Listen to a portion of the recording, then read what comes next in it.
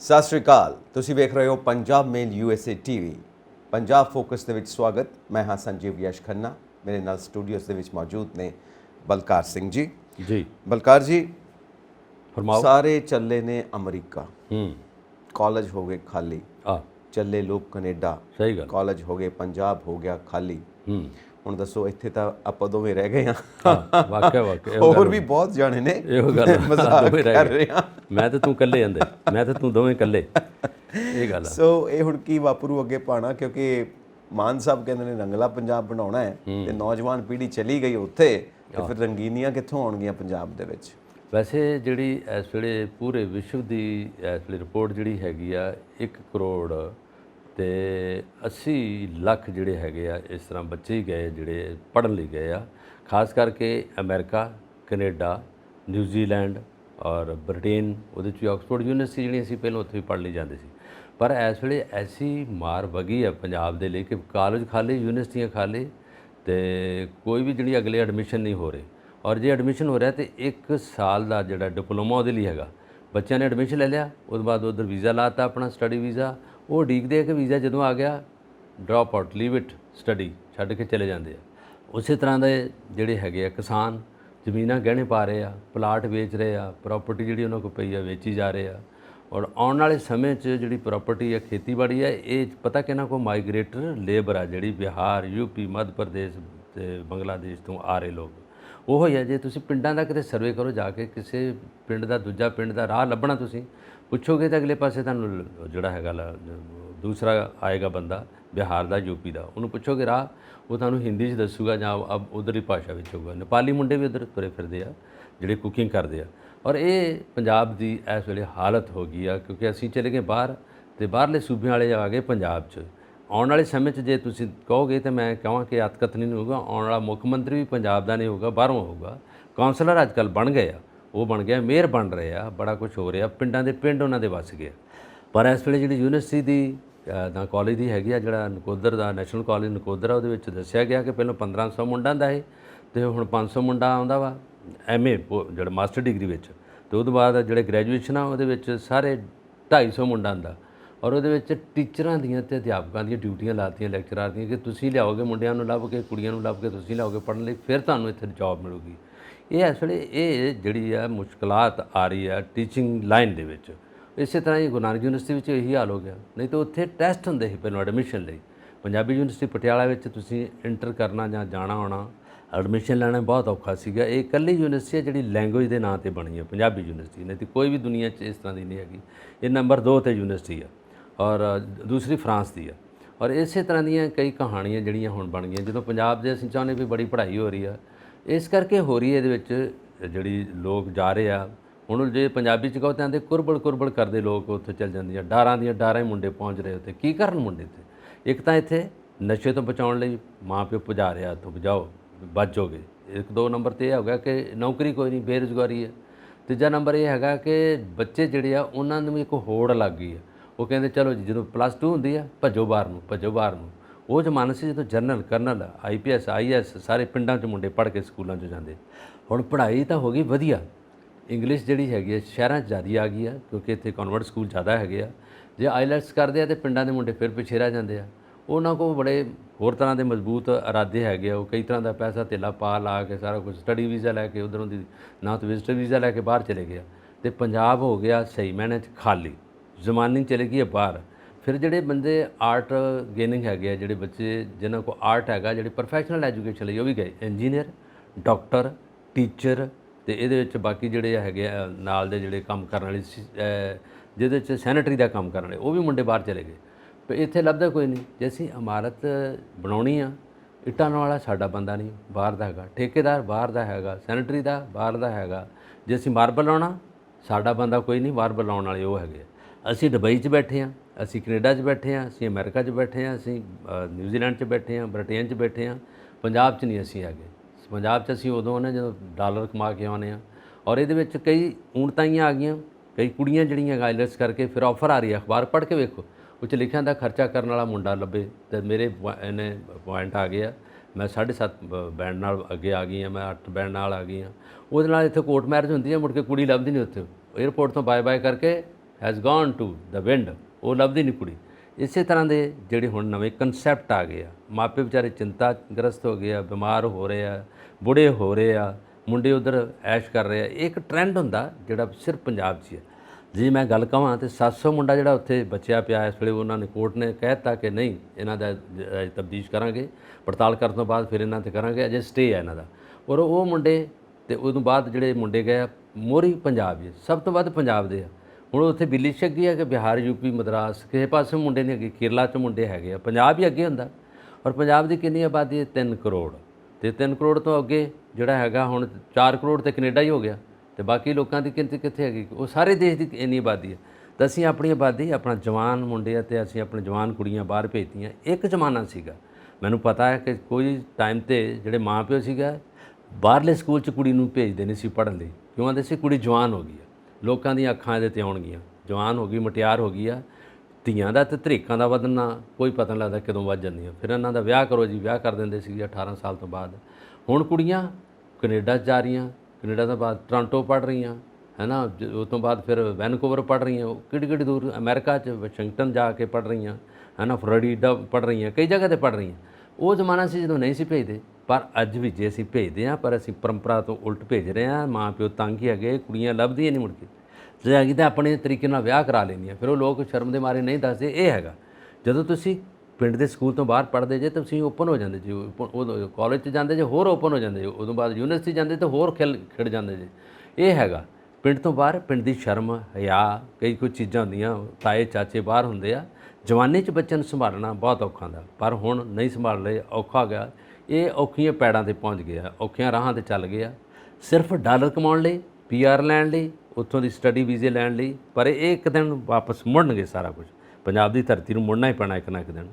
ਖੇਤੀਬਾੜੀ ਕਰਨੀ ਨਹੀਂ ਆਉਂਦੀ, ਕਈ ਫੜਨੀ ਨਹੀਂ ਆਉਂਦੀ, ਰੰਬਾ ਫੜਨਾ ਨਹੀਂ ਆਉਂਦਾ, ਤਾਂ ਕੀ ਖਾਓਗੇ, ਕੀ ਕਰੋਗੇ? ਦੂਸਰੇ ਦੇ ਟਾਈਮ 'ਤੇ ਅਸੀਂ ਕਹਿ ਦਿੰਦੇ ਹਾਂ ਸਾਡਾ ਦੇਸ਼ ਖੇਤੀਬਾੜੀ ਦੇਸ਼ ਹੈ ਨਾ, ਇਹਦੇ 'ਚ ਕਿਸਾਨਾਂ ਦਾ ਦੇਸ਼ ਹੈ। ਖੇਤ ਸਵਾਹ ਕੌਣ ਕਰਦਾ? ਖੇਤੀਬਾੜੀ ਬੁੜੇ ਹੋ ਗਏ ਕਿਸਾਨ, ਮੁੰਡਾ ਕੋਈ ਕਰਦਾ ਨਹੀਂ। ਕਦੀ ਕਿਸਾਨ ਦਾ ਮੁੰਡਾ ਟਰੈਕਟਰ 'ਤੇ ਬੈਠਾ ਦੇਖਿਆ? ਕਦੀ ਕਈ ਉਹਦੇ ਹੱਥ 'ਚ ਵੇਖੀ? ਕਦੀ ਨੱਕਾ ਮੋੜਦਾ ਵੇਖਿਆ? ਕਦੀ ਗੋਡੀ ਕਰਦਾ ਵੇਖਿਆ? ਕਦੀ ਝੋਨਾ ਲਾਉਂਦਾ ਵੇਖਿਆ? ਨੈਵਰ। ਇਹ ਗੱਲਾਂ ਆ ਗਈਆਂ ਪੰਜਾਬ 'ਚ। ਮੈਂ ਹੁਣ ਕੁਝ ਜ਼ਿਆਦਾ ਬੋਲ ਰਿਹਾ, ਤੁਸੀਂ ਵੀ ਕੋਈ ਗੱਲ ਕਰੋ। ਨਹੀਂ, ਮੈਂ ਇੱਕ ਗੱਲ ਇਹੀ ਕਹਾਂਗਾ ਕਿ ਪੰਜਾਬ ਦੇ ਮੁੱਖ ਮੰਤਰੀ ਤੁਸੀਂ ਕਿਹਾ ਕਿਸੇ ਟਾਈਮ ਪੰਜਾਬੀ ਨਹੀਂ ਹੋਏਗਾ ਕੋਈ, ਸਹੀ ਗੱਲ, ਕੋਈ ਬਾਹਰੋਂ ਆਏਗਾ। ਬਹੁਤ ਵੱਡੀ ਸਟੇਟਮੈਂਟ ਹੈ। ਹਾਂ, ਮੇਅਰ ਬਣ ਗਏ ਆ ਇੱਥੇ, ਕੌਂਸਲਰ ਬਣ ਗਏ ਆ, ਦੂਜੀ ਗੱਲ ਸਰਪੰਚ ਬਣ ਗਏ ਆ ਜੀ, ਸਾਰੇ ਮਤਲਬ ਵੱਡੇ ਵੱਡੇ ਅਹੁਦਿਆਂ ਤੇ ਆ ਗਏ ਨੇ ਜੀ। ਪ੍ਰਵਾਸੀ ਇੱਥੇ ਆ ਕੇ ਵਸਦੇ ਪਏ ਸਹੀ ਗੱਲ। ਔਰ ਅਸੀਂ ਪ੍ਰਵਾਸ ਕਰਕੇ ਬਾਹਰ ਜਾਂਦੇ ਪਏ ਹਾਂ। ਅਸੀਂ ਵੀ ਉੱਥੇ ਪ੍ਰਵਾਸੀ ਮਜ਼ਦੂਰ ਹਾਂ। ਕਿੰਨਿਆਂ ਕੁ ਨੂੰ ਵੱਡੀਆਂ ਨੌਕਰੀਆਂ ਦੇ ਵੱਡੇ ਅਹੁਦੇ ਮਿਲਦੇ ਨੇ, ਗਿਣਤੀ ਚੁਣਤੀ ਤੇ, ਬਾਕੀ ਤੇ ਸਭ ਪ੍ਰਵਾਸੀ ਮਜ਼ਦੂਰ ਨੇ ਉੱਥੇ, ਮਾਈਗ੍ਰੇਟਰੀ ਲੇਬਰ ਤਾਂ ਹੋਰ ਤੇ ਕੁਝ ਨਹੀਂ ਹੈਗਾ ਉੱਥੇ। ਜੋ ਇੱਥੇ ਪ੍ਰਵਾਸੀ ਆਉਂਦੇ ਨੇ, ਅਸੀਂ ਉੱਥੇ ਪ੍ਰਵਾਸੀ ਜਾਂਦੇ ਹਾਂ। ਆਪਣਾ ਘਰ-ਬਾਰ ਛੱਡ ਕੇ, ਬਜ਼ੁਰਗ ਮਾਪਿਆਂ ਨੂੰ ਪਿੱਛੇ ਛੱਡ ਕੇ, ਰੁਲਦਾ ਛੱਡ ਕੇ, ਕੋਈ ਬਿਮਾਰ ਹੈ, ਦਵਾਈ ਚਾਹੀਦੀ ਆ, ਕੋਈ ਨਹੀਂ ਪੁੱਛਣ ਵਾਲਾ। ਉਹ ਪਿੰਡ ਵਾਲੇ ਇੱਕ ਦੂਜੇ ਦਾ ਸਾਥ ਦਿੰਦੇ ਨੇ ਤਾਂ ਕੰਮ ਚੱਲੀ ਜਾਂਦਾ। ਸਹੀ ਗੱਲ, ਬਿਲਕੁਲ। ਬਾਕੀ ਤੇ ਹੋਰ ਕੋਈ ਗੱਲ ਰਹਿ ਨਹੀਂ ਗਈ। ਉਹ ਵੀ ਚਲਾ ਗਿਆ, ਉਹ ਵੀ ਚਲਾ ਗਿਆ, ਬਾਪੂ ਮੈਂ ਕਿਉਂ ਰਹਿ ਜਾਵਾਂ? ਬਿਲਕੁਲ ਬਿਲਕੁਲ। ਰੀਸੋ ਰੀਸੀ ਮੈਂ ਵੀ ਜਾਣਾ ਉੱਥੇ, ਔਰ ਘਰ ਕਲੇਸ਼ ਪਾਇਆ ਹੋਇਆ। ਆ ਜ਼ਮੀਨ ਵੇਚ, ਮੈਨੂੰ ਬਾਹਰ ਭੇਜ, ਉੱਥੋਂ ਮੈਂ ਡਾਲਰ ਕਮਾਊਂਗਾ। ਹੁਣ ਗੱਲ ਇਹ ਹੈ ਕਿ ਅੱਜ ਕਰੰਸੀ ਦੀ ਵੈਲਿਊ ਹੈ, ਉੱਥੋਂ ਦੀ ਕਰੰਸੀ ਸਾਡੀ ਕਰੰਸੀ ਨਾਲੋਂ ਮਹਿੰਗੀ ਹੈ, ਇਸ ਕਰਕੇ ਚੰਗਾ ਲੱਗਦਾ ਉੱਥੇ ਜਾਣਾ। ਕੱਲ ਨੂੰ ਕਰੰਸੀ ਦੀ ਵੈਲਿਊ ਟੁੱਟਣੀ ਹੈ, ਇਹ ਤਾਂ ਪੱਕੀ ਗੱਲ ਹੈ। ਕਿਤੇ ਨਾ ਕਿਤੇ ਜਾ ਕੇ ਕਰੰਸੀ ਦੀ ਵੈਲਿਊ ਟੁੱਟਦੀ ਆ। ਸਾਡੀ ਕਰੰਸੀ ਦੀ ਵੈਲਿਊ ਜਦੋਂ ਵਧਣੀ ਹੈ ਤਾਂ ਫਿਰ ਇੱਧਰ ਨੂੰ ਆਵਾਂਗੇ। ਕਹਿੰਦੇ ਨੇ ਉਦੋਂ ਦੇਖ ਲਾਂਗੇ, ਫਿਰ ਜਦੋਂ ਜੋ ਹੋਣਾ ਹੋਏਗਾ। ਠੀਕ ਹੈ, ਉਦੋਂ ਦੇਖ ਲਈਓ, ਪਰ ਇਸ ਵਕਤ ਤੁਸੀਂ ਜਿਹੜਾ ਵਕਤ ਖੁੰਝ ਗਿਆ ਤੁਹਾਡੇ ਕੋਲੋਂ, ਜੋ ਤੁਸੀਂ ਇੱਥੇ ਰਹਿ ਕੇ ਕਰ ਸਕਦੇ ਸੀ, ਹੁਣ ਇੱਥੇ ਰਹਿ ਕੇ ਉਹ ਨਹੀਂ ਕਰ ਸਕੋਗੇ। ਬਾਹਰ ਚੱਲੇ ਹੋ, ਹੁਣ ਬਾਹਰ ਜਾ ਕੇ ਤੁਸੀਂ ਉਹ ਕਰੋਗੇ ਜੋ ਉਹ ਤੁਹਾਡੇ ਤੋਂ ਕਰਵਾਉਣਗੇ। ਉੱਥੇ ਤੁਹਾਡੇ ਸੁਪਨੇ, ਬਹੁਤ ਘੱਟ ਲੋਕ ਹੁੰਦੇ ਨੇ ਜਿਨ੍ਹਾਂ ਦੇ ਸੁਪਨੇ ਉੱਥੇ ਜਾ ਕੇ ਪੂਰੇ ਹੁੰਦੇ ਨੇ। ਅਦਰਵਾਈਜ਼ ਜੋ ਉਹ ਕਰਵਾਉਂਦੇ ਨੇ ਉਹ ਤੁਹਾਨੂੰ ਕਰਨਾ ਪੈਂਦਾ। ਸੋ ਉਹ ਵੀ ਇੱਕ ਤਰ੍ਹਾਂ ਦੀ ਗੁਲਾਮੀ ਹੋ ਗਈ। ਗੱਲ ਇਹ ਹੈ ਕਿ ਇੱਕ ਥਾਂ ਦੇ ਉੱਤੇ ਮੈਂ ਫਿਲਮ ਦੇ ਵਿੱਚ ਇੱਕ ਡਾਇਲੋਗ ਸੁਣਿਆ ਸੀ, ਕਹਿੰਦੇ ਯਾਰ ਤੁਸੀਂ ਤਾਂ ਐਸ਼ ਕਰਦੇ ਹੋ ਇੱਥੇ ਆ ਕੇ, ਕਹਿੰਦੇ ਐਸ਼ ਕਾਹਦੀ, ਮਿੱਠੀ ਜੇਲ੍ਹ ਹੈ। ਕਿਉਂਕਿ ਕਰਜ਼ੇ ਲੈ ਕੇ ਤੁਸੀਂ ਚੀਜ਼ਾਂ ਲੈ ਲੈਂਦੇ ਹੋ, ਤੁਹਾਡੇ ਦੁਆਰ ਤੇ ਆ ਗਈ ਗੱਡੀ, ਤੁਹਾਡਾ ਘਰ ਬਣ ਗਿਆ, ਸਭ ਕੁਝ ਹੋ ਗਿਆ, ਬਟ ਜਿਹੜੀ ਹਰ ਮਹੀਨੇ ਕਿਸ਼ਤ ਦੇਣੀ ਹੈ, ਉਹ ਮਤਲਬ ਪੂਰੀ ਤਰ੍ਹਾਂ ਵੱਜੇ ਹੋਏ ਨੇ ਕਰਜ਼ਿਆਂ ਦੇ ਵਿੱਚ। ਪਿੱਛੇ ਪੈਸਾ ਭੇਜਣ ਨੂੰ ਨਹੀਂ ਹੈਗਾ। ਮਾਂ ਪਿਓ ਉਡੀਕਦੇ ਨੇ ਕਿ ਪੁੱਤ ਗਿਆ ਹੋਇਆ ਕਮਾਣ, ਪੈਸੇ ਭੇਜੂ, ਅੱਜ ਭੇਜੂ, ਕੱਲ ਭੇਜੂ। ਉਹ ਕਿੱਥੇ? ਜਿਹੜੇ ਇੱਥੋਂ ਕਰਜ਼ੇ ਲੈ ਕੇ ਉਹਨੂੰ ਬਾਹਰ ਤੋਰਿਆ, ਉਹ ਕਰਜ਼ੇ ਨਹੀਂ ਉਤਰਦੇ ਪਏ। ਸੋ ਇਹ ਤਮਾਮ ਤਾਣਾ ਬਾਣਾ ਉਲਝਿਆ ਪਿਆ। ਪਹਿਲਾਂ ਕੋਈ ਕੋਈ ਜਾਂਦਾ ਸੀ, ਅੱਜ ਕੋਈ ਕੋਈ ਰਹਿੰਦਾ ਇੱਥੇ, ਸਾਰੇ ਤੁਰ ਪਏ ਨੇ। ਵੈਸੇ ਬੱਚੇ ਤਾਂ ਇੱਕ ਇੱਕ ਦੋ ਦੋ ਹੀ ਆ। ਦੋ ਜਾਂ ਮੁੰਡੇ ਆ ਜਾਂ ਦੋ ਕਿਸੇ ਦੀਆਂ ਕੁੜੀਆਂ ਵਾ ਜਾਂ ਇੱਕ ਮੁੰਡਾ ਜਾਂ ਇੱਕ ਕੁੜੀ ਆ, ਫਿਰ ਜਦੋਂ ਦੋਵੇਂ ਬੱਚੇ ਬਾਹਰ ਚਲੇ ਜਾਂਦੇ ਆ, ਪਿੱਛੋਂ ਤੁਸੀਂ ਕਦੀ ਵੀਡੀਓ ਦੇਖੋ, ਕਦੀ ਫੋਨ ਕਾਲ ਵੇਖੋ ਕਿ ਫੋਨ ਕਾਲ ਇਸ ਤਰ੍ਹਾਂ ਦੀ ਸੀ, ਉੱਥੋਂ ਪਿੰਡ ਦੀ ਪੰਚਾਇਤ ਨੇ, ਸਰਪੰਚ ਨੇ ਫੋਨ ਕੀਤਾ ਮੁੰਡੇ ਦਾ ਫੋਨ ਲੈ ਕੇ, ਤੂੰ ਭਈ ਕੈਨੇਡਾ 'ਚ ਬੈਠਾ ਵਾਂ, ਟੋਰਾਂਟੋ ਬੈਠਾ ਵਾਂ, ਤੈਨੂੰ ਪਤਾ ਘਰ 'ਚ ਕੀ ਹੋ ਗਿਆ? ਕਹਿੰਦਾ ਕੀ ਹੋਇਆ? ਕਹਿੰਦਾ ਤੇਰਾ ਬਾਪੂ ਨਹੀਂ ਰਿਹਾ। ਕਹਿੰਦਾ ਫਿਰ ਹੁਣ? ਕਹਿੰਦਾ ਆ ਫਿਰ ਇਹਦਾ ਆਪਾਂ ਬੜੀ ਪਰੰਪਰਾ ਨਾਲ ਇਹਨਾਂ ਨੂੰ ਤੋਰੀਏ, ਸੰਸਕਾਰ ਕਰੀਏ। ਉਹਦਾ ਸਰਪੰਚ ਸਾਹਿਬ ਮੇਰੇ ਕੋਲ ਨਹੀਂ ਆ ਹੋਣਾ, ਮੈਂ ਇੱਥੇ ਬਹੁਤ ਲੱਗਾ ਪਿਆ, ਬਿਜ਼ੀ ਆ, ਟਿਕਟ ਵੀ ਲੈਣੀ ਔਖੀ ਹੈਗੀ ਆ, ਫਿਰ ਇੱਦਾਂ ਦਾ ਮਰਚਰੀ 'ਚ ਨਾ ਰੱਖੋ ਅਤੇ ਇਹਦਾ ਸੰਸਕਾਰ ਕਰ ਦਿਓ, ਮੈਂ ਅਖੰਡ ਪਾਠ 'ਤੇ ਆ ਜਾਊਂਗਾ, ਨਹੀਂ ਤਾਂ ਬਾਕੀ ਸਾਰਾ ਕੁਝ ਕਰ ਦਿਓ, ਖਰਚਾ ਮੈਂ ਭੇਜ ਦੂੰਗਾ। ਇਸ ਤਰ੍ਹਾਂ ਦੀਆਂ ਗੱਲਾਂ ਹੈਗੀਆਂ ਕਿ ਜਾਂਦੇ ਮਾਂ ਪਿਓ ਦਾ ਜਾਂ ਆਖਰੀ ਟਾਈਮ 'ਤੇ ਮੂੰਹ ਵੇਖਣ ਵੀ ਪਸੰਦ ਨਹੀਂ ਕਰ ਰਹੇ ਕਿ ਜਾਂਦਾ ਤਾਂ ਜਾਣ ਦਿਓ, ਕਿਉਂਕਿ ਉਸ ਕਲਚਰ ਦੇ ਵਿੱਚ ਜਦੋਂ ਅਸੀਂ ਚਲੇ ਜਾਂਦੇ ਹਾਂ ਉੱਦਾਂ ਦੇ ਹੋ ਜਾਂਦੇ ਹਾਂ। ਇੱਕ ਜਿਹੜੀ ਗੱਲ ਹੈਗੀ ਉੱਥੇ 60 ਸਾਲ ਤੋਂ ਜਿਹੜੇ ਬੰਦੇ ਜਾਂਦੇ ਆ ਨਾ, ਜਾਂ 60 ਸਾਲ ਤੋਂ ਅਬਾਵ ਏਜ ਵਾਲੇ ਜਾਂਦੇ ਆ, ਪਾਰਕਾਂ 'ਚ ਬੈਠੇ ਆ ਇਸ ਵੇਲੇ ਤਾਂ ਚਲੋ ਉੱਥੇ ਹੋਰ ਟਾਈਮ ਆ, ਸੁੱਤੇ ਆ, ਔਰ ਉਹ ਪਾਰਕਾਂ 'ਚ ਬੈਠੇ ਰਹਿੰਦੇ ਆ, ਉੱਥੇ ਤਾਸ਼ ਖੇਡਦੇ ਆ ਜਾਂ ਬੱਚਿਆਂ ਨੂੰ ਖਿਡਾਉਂਦੇ ਆ। ਬਜ਼ੁਰਗ ਸਿਰਫ ਬੱਚਿਆਂ ਨੂੰ ਪਾਲਣ ਲਈ, ਪੋਤਰਿਆਂ ਦੋਤਰਿਆਂ ਨੂੰ ਪਾਲਣ ਲਈ ਜਾਂਦੇ ਆ ਜਾਂ ਬੇਰੀਆਂ ਤੋੜਨ ਲਈ ਜਾਂਦੇ ਆ। ਔਰ ਇੱਕ ਉੱਥੇ ਗੱਲ ਹੈ ਕਿ ਜਦੋਂ 60 ਸਾਲ ਤੋਂ ਬਾਅਦ ਜਾਂਦੇ ਉਹਨਾਂ ਦਾ ਦਿਲ ਨਹੀਂ ਲੱਗਦਾ, ਉਹ ਕਿਉਂਕਿ ਉਮਰ ਜ਼ਿਆਦਾ ਹੋਈ ਹੁੰਦੀ ਹੈ ਤਾਂ ਉਸ ਤਰੀਕੇ ਨਾਲ ਨਹੀਂ ਜਾਂਦਾ, ਕਿਉਂਕਿ ਮੁੰਡਿਆਂ ਨੂੰ ਉੱਥੇ ਬੁਲਾਇਆ ਜਾਂਦਾ ਵੀ ਸਾਡੇ ਬੱਚਿਆਂ ਨੂੰ ਸੰਭਾਲੋ, ਸਾਨੂੰ ਸੰਭਾਲੋ, ਸਾਰਾ ਕੁਝ ਕਰੋ। ਇੱਕ ਗੱਲ ਹੈਗੀ, ਜਿਹੜੇ ਬੱਚੇ ਉੱਧਰ ਜੰਮੇ ਪਲੇ ਆ, ਜਿਹੜੇ ਉਹਨਾਂ ਦੇ ਪੋਤਰੇ ਦੋਤਰੇ, ਉਹ ਹੈਲੋ ਹਾਏ ਕਰਕੇ ਨਿਕਲ ਜਾਂਦੇ ਆ, ਉਹ ਕੁਛ ਨਹੀਂ ਇੰਟਰੈਕਸ਼ਨ ਕਰਦੇ ਉਹਨਾਂ ਨਾਲ। ਬਾਪੂ ਦੀ ਗੱਲ ਦਾ ਸਮਝ ਉਹਨਾਂ ਨੂੰ ਨਹੀਂ ਆਉਣੀ ਅਤੇ ਉਹਦੀ ਗੱਲ ਬਾਪੂ ਨੂੰ ਸਮਝ ਨਹੀਂ ਆਉਣੀ, ਇਸ ਕਰਕੇ ਉਹਨਾਂ ਦਾ ਕੋਈ ਇੰਟਰੈਕਸ਼ਨ ਨਹੀਂ। ਉਹਨਾਂ ਨੂੰ ਸਿਰਫ ਬੱਚਿਆਂ ਨੂੰ ਸਕੂਲੇ ਭੇਜਦੇ ਆ, ਲੈ ਕੇ ਆਉਂਦੇ, ਸਾਰਾ ਕੁਝ ਕਰਦੇ ਆ। ਇਹ ਬਜ਼ੁਰਗਾਂ ਦਾ ਹਾਲ ਹੈ ਉੱਧਰ, ਔਰ ਕਈ ਬਜ਼ੁਰਗ ਜਾ ਕੇ ਉੱਧਰ ਦੁਖੀ ਹੋ ਜਾਂਦੇ ਆ। ਇਹ ਗੱਲ ਸੱਚੀ ਹੈ, ਬਿਲਕੁਲ ਸੱਚੀ ਹੈ। ਚਲੋ ਹੁਣ ਕੈਨੇਡਾ ਪਹੁੰਚੀਏ। ਜੀ ਜ਼ਰੂਰ। ਕੈਨੇਡਾ ਦੀ ਆਬਾਦੀ 4 ਕਰੋੜ ਤੋਂ ਟੱਪ ਗਈ ਹੈ। 4 ਕਰੋੜਵਾਂ ਬੱਚਾ ਜੰਮ ਪਿਆ ਉੱਥੇ 16 ਤਰੀਕ ਨੂੰ ਤੇ ਹੁਣ ਆਬਾਦੀ ਹਜੇ ਵੀ ਘੱਟ ਹੈ, ਕਹਿੰਦੇ ਹਜੇ 2030 ਤੱਕ ਜਾਂਦੇ ਜਾਂਦੇ ਕਿਤੇ 5 ਕਰੋੜ ਹੋਵਾਂਗੇ ਜੇ ਇਸ ਸਪੀਡ ਨਾਲ ਚੱਲਦੇ ਆ। ਤੇ ਖਾਲੀ ਪਿਆ ਕੈਨੇਡਾ, ਇਸ ਕਰਕੇ ਉਹ ਖਿੜੇ ਮੱਥੇ ਕਹਿੰਦਾ ਕਿ ਸਾਡੇ ਕੋਲ ਆ ਕੇ ਲੋਕੀ ਵਸਣ, ਇਸ ਕਰਕੇ ਉਹ ਜ਼ਿਆਦਾਤਰ ਭਾਰਤ ਦੇ ਲੋਕ ਉੱਥੇ ਜਾ ਕੇ ਵਸਦੇ ਪਏ ਨੇ, ਹੋਰ ਵੀ ਕਈ ਮੁਲਕਾਂ ਤੋਂ ਆ ਕੇ ਵਸਦੇ ਪਏ ਨੇ, ਕਿਉਂਕਿ ਇਸ ਵਕਤ ਕੈਨੇਡਾ ਨੂੰ ਆਬਾਦੀ ਦੀ ਲੋੜ ਹੈ। ਇਸ ਕਰਕੇ ਵੀ ਇੱਕ ਪਲੱਸ ਪੁਆਇੰਟ ਬਣਦਾ ਹੈ ਜਿਹੜੇ ਇੱਥੋਂ ਭਾਰਤੀ ਉੱਥੇ ਜਾ ਕੇ ਵਸਦੇ ਨੇ। ਬਾਕੀ ਕੈਨੇਡਾ ਦੀ ਆਪਣੀ ਆਬਾਦੀ ਔਰ ਉਹਨਾਂ ਆਬਾਦੀ ਵਾਸਤੇ ਫੈਸਿਲਿਟੀਜ਼, ਉਹਨਾਂ ਦੀਆਂ ਜੌਬਸ, ਉਹਨਾਂ ਦੀ ਸੋਸ਼ਲ ਸਿਕਿਉਰਿਟੀ, ਇਹ ਸਭ ਚੀਜ਼ਾਂ ਕਾਊਂਟ ਕਰਦੀਆਂ ਨੇ। ਬਟ ਇਹ ਵੀ ਹੈ ਕਿ ਜਿੰਨੀ ਪੰਜਾਬੀਆਂ ਨੇ ਕੈਨੇਡਾ ਜਾ ਕੇ ਤਰੱਕੀ ਕੀਤੀ, ਉਨੀ ਸ਼ਾਇਦ ਕਿਸੇ ਹੋਰ ਮੁਲਕ 'ਚ ਜਾ ਕੇ ਨਹੀਂ ਕੀਤੀ। ਸਹੀ ਗੱਲ, ਬਿਲਕੁਲ। ਇਹ ਗੱਲ ਅਸੀਂ ਜੇ ਪਿਛਲੇ ਕਾਫੀ ਲੰਬੇ ਦਹਾਕਿਆਂ ਦੇ ਪਿੱਛੇ ਆ ਜਾਈਏ, ਜਦੋਂ ਇਹ ਦੇਸ਼ ਗੁਲਾਮ ਸੀਗਾ, ਅੰਗਰੇਜ਼ ਸੀ ਸਾਡੇ ਇੱਥੇ, 1930 32 34 ਦੀ ਗੱਲ ਹੈ, 47 ਤੋਂ ਪਹਿਲਾਂ। ਉਦੋਂ ਅੰਗਰੇਜ਼ ਇਹ ਕਹਿੰਦੇ ਸੀ ਕਿ ਤੁਹਾਡੇ ਬੱਚੇ ਜ਼ਿਆਦਾ ਹੋਣੇ ਚਾਹੀਦੇ ਆ। ਜਿਹਦੇ ਬੱਚੇ 12 ਬੱਚੇ ਹੁੰਦੇ ਸੀਗੇ, ਪਾਪੂਲੇਸ਼ਨ ਥੋੜ੍ਹੀ ਸੀਗੀ, ਉਹਨੂੰ ਜਗੀਰਾਂ ਦਿੱਤੀਆਂ ਜਾਂਦੀਆਂ ਸੀਗੀਆਂ। ਬੱਚੇ ਬਹੁਤ ਥੋੜ੍ਹੇ ਸੀਗੇ, ਔਰ ਉਦੋਂ ਪਾਪੂਲੇਸ਼ਨ ਨੂੰ ਵਧਾਉਣ ਲਈ ਅੰਗਰੇਜ਼ਾਂ ਨੇ ਇਸ ਤਰ੍ਹਾਂ ਦੇ ਤੋਹਫੇ ਦਿੰਦੇ ਸੀਗੇ। ਫਿਰ ਹੌਲੀ ਹੌਲੀ ਅਸੀਂ ਦੇਖ ਲਓ ਚਾਈਨਾ ਨੂੰ ਕ੍ਰਾਸ ਕਰਕੇ ਅੱਗੇ ਨਿਕਲ ਗਏ। ਪਰ ਜਿਹੜੇ ਰਿਚੈਸਟ ਕੰਟਰੀ ਆ, ਜਿਹੜੇ ਡਿਵੈਲਪ ਕੰਟਰੀ ਆ, ਉਹਨਾਂ ਦੇ ਵਿੱਚ ਵੇਖੋ ਪਾਪੂਲੇਸ਼ਨ ਹੈ ਨਹੀਂ। ਜੇ ਤੁਸੀਂ ਆ ਜਿਹੜਾ ਹੁਣ ਅੰਕੜਾ ਦੱਸਿਆ, ਜਿਹਦੇ ਵਿੱਚ ਹੁਣ ਸੈਂਸਸ ਹੋਈ ਆ, ਜਿਹਦੇ 'ਚ ਮਰਦਮਸ਼ੁਮਾਰੀ ਨੂੰ ਕਹਿੰਦੇ ਉਹ ਹੋਈ ਆ, ਉਹਦੇ 'ਚ 4 ਕਰੋੜ ਤੱਕ ਹੀ ਇਹ ਕੈਨੇਡਾ ਪਹੁੰਚਿਆ। ਔਰ ਉਹਦੇ ਵਿੱਚ ਅਜੇ ਵੀ ਕੁਝ ਜਿਹੜੇ ਵਿਨੀਪੈਗ ਵਰਗੇ ਹੈਗੇ ਆ ਜਾਂ ਕਿਊਬਿਕ ਵਰਗੇ ਏਰੀਆ ਹੈਗੇ, ਉੱਥੇ ਪਾਪੂਲੇਸ਼ਨ ਹੈ ਨਹੀਂ। ਸਾਡੇ ਮੁੰਡੇ ਬੈਠੇ ਉੱਥੇ, ਜਿਹਦੀ ਹੁਣੇ ਆਪਾਂ ਗੱਲ ਕੀਤੀ ਆ, ਉਹ PR ਲੈਣ ਲਈ ਬੈਠੇ ਆ, ਪੜ੍ਹਾਈ ਤੋਂ ਬਾਅਦ ਬੈਠ ਜਾਂਦੇ ਆ, ਜਿੱਥੇ ਬਹੁਤੀ ਪਾਪੂਲੇਸ਼ਨ ਨਹੀਂ, ਪਰ ਉੱਥੇ ਸਰਦੀ ਕਹਿਰ ਦੀ ਸਰਦੀ ਆ। ਉੱਥੇ ਬੱਚੇ ਰਹਿ ਸਕਦੇ ਆ, ਮੁੰਡੇ ਜਵਾਨ ਹੁੰਦੇ ਆ, ਬਜ਼ੁਰਗ ਰਹਿਣਾ ਔਖਾ ਹੁੰਦਾ। ਉਹ ਟਰੱਕ ਡਰਾਈਵਿੰਗ ਕਰਦੇ ਆ, ਹੋਰ ਪੈਕਿੰਗ ਕਰਦੇ ਆ, ਫਿਰ ਉੱਥੇ ਬਾਕੀ ਖੇਤੀਬਾੜੀ ਦਾ ਕੰਮ ਕਰਦੇ ਆ, ਔਰਚਡ ਸੰਭਾਲਦੇ ਆ, ਬੇਰੀ ਤੋੜਦੇ ਆ, ਇਹ ਮੁੰਡੇ ਆਪਣਾ ਕੰਮ ਕਰਦੇ ਆ ਇਹਨਾਂ ਕੁਝ ਏਰੀਆ 'ਚ। ਔਰ ਉੱਥੇ ਪਾਪੂਲੇਸ਼ਨ ਦੀ ਅਜੇ ਬਿਲਕੁਲ ਬੜੀ ਵੱਡੀ ਥੋੜ ਆ। ਔਰ ਉੱਥੋਂ ਦੇ ਜਿਹੜੇ ਮੰਤਰੀ ਨੇ, ਉਹਨਾਂ ਨੇ ਕਹਿ ਕੇ ਮੀਟਿੰਗ 'ਚ ਕਿਹਾ ਹੈਗਾ ਕਿ ਅਜੇ ਵੀ ਇਹਨਾਂ ਨੂੰ ਅਗਰਸਰ ਕਰੋ, ਇਹਨਾਂ ਨੂੰ ਇਸ ਪਾਸੇ ਲਿਆਓ ਕਿ ਬੱਚੇ ਪੈਦਾ ਕਰੋ। ਉਹਨਾਂ ਨੇ ਕਿਹਾ ਕਿ ਬੱਚੇ ਜ਼ਿਆਦਾ ਹੋਣਗੇ। ਇੱਕ ਜਿਹੜੇ ਠੰਡੇ ਦੇਸ਼ ਹੁੰਦੇ ਆ, ਇੱਥੇ ਪਾਪੂਲੇਸ਼ਨ ਘੱਟ ਜਾਂਦੀ। ਗਰਮ ਦੇਸ਼ਾਂ 'ਚ ਪਾਪੂਲੇਸ਼ਨ ਬਹੁਤ ਹੁੰਦੀ ਹੈ, ਜ਼ਿਆਦਾ ਹੁੰਦੀ ਆ। ਔਰ ਸਾਡੇ ਪੰਜਾਬ 'ਚ ਤਾਂ ਇੰਨੀ ਪਾਪੂਲੇਸ਼ਨ ਨਹੀਂ, ਸਾਡੇ ਮਾਈਗ੍ਰੇਟਰੀ ਲੇਬਰ ਆਈ ਜਿਹਦੀ ਹੁਣੇ ਆਪਾਂ ਗੱਲ ਕੀਤੀ ਆ। ਸਾਡੇ ਤਾਂ ਬੱਚੇ 1-1 2-2 ਹੈਗੇ।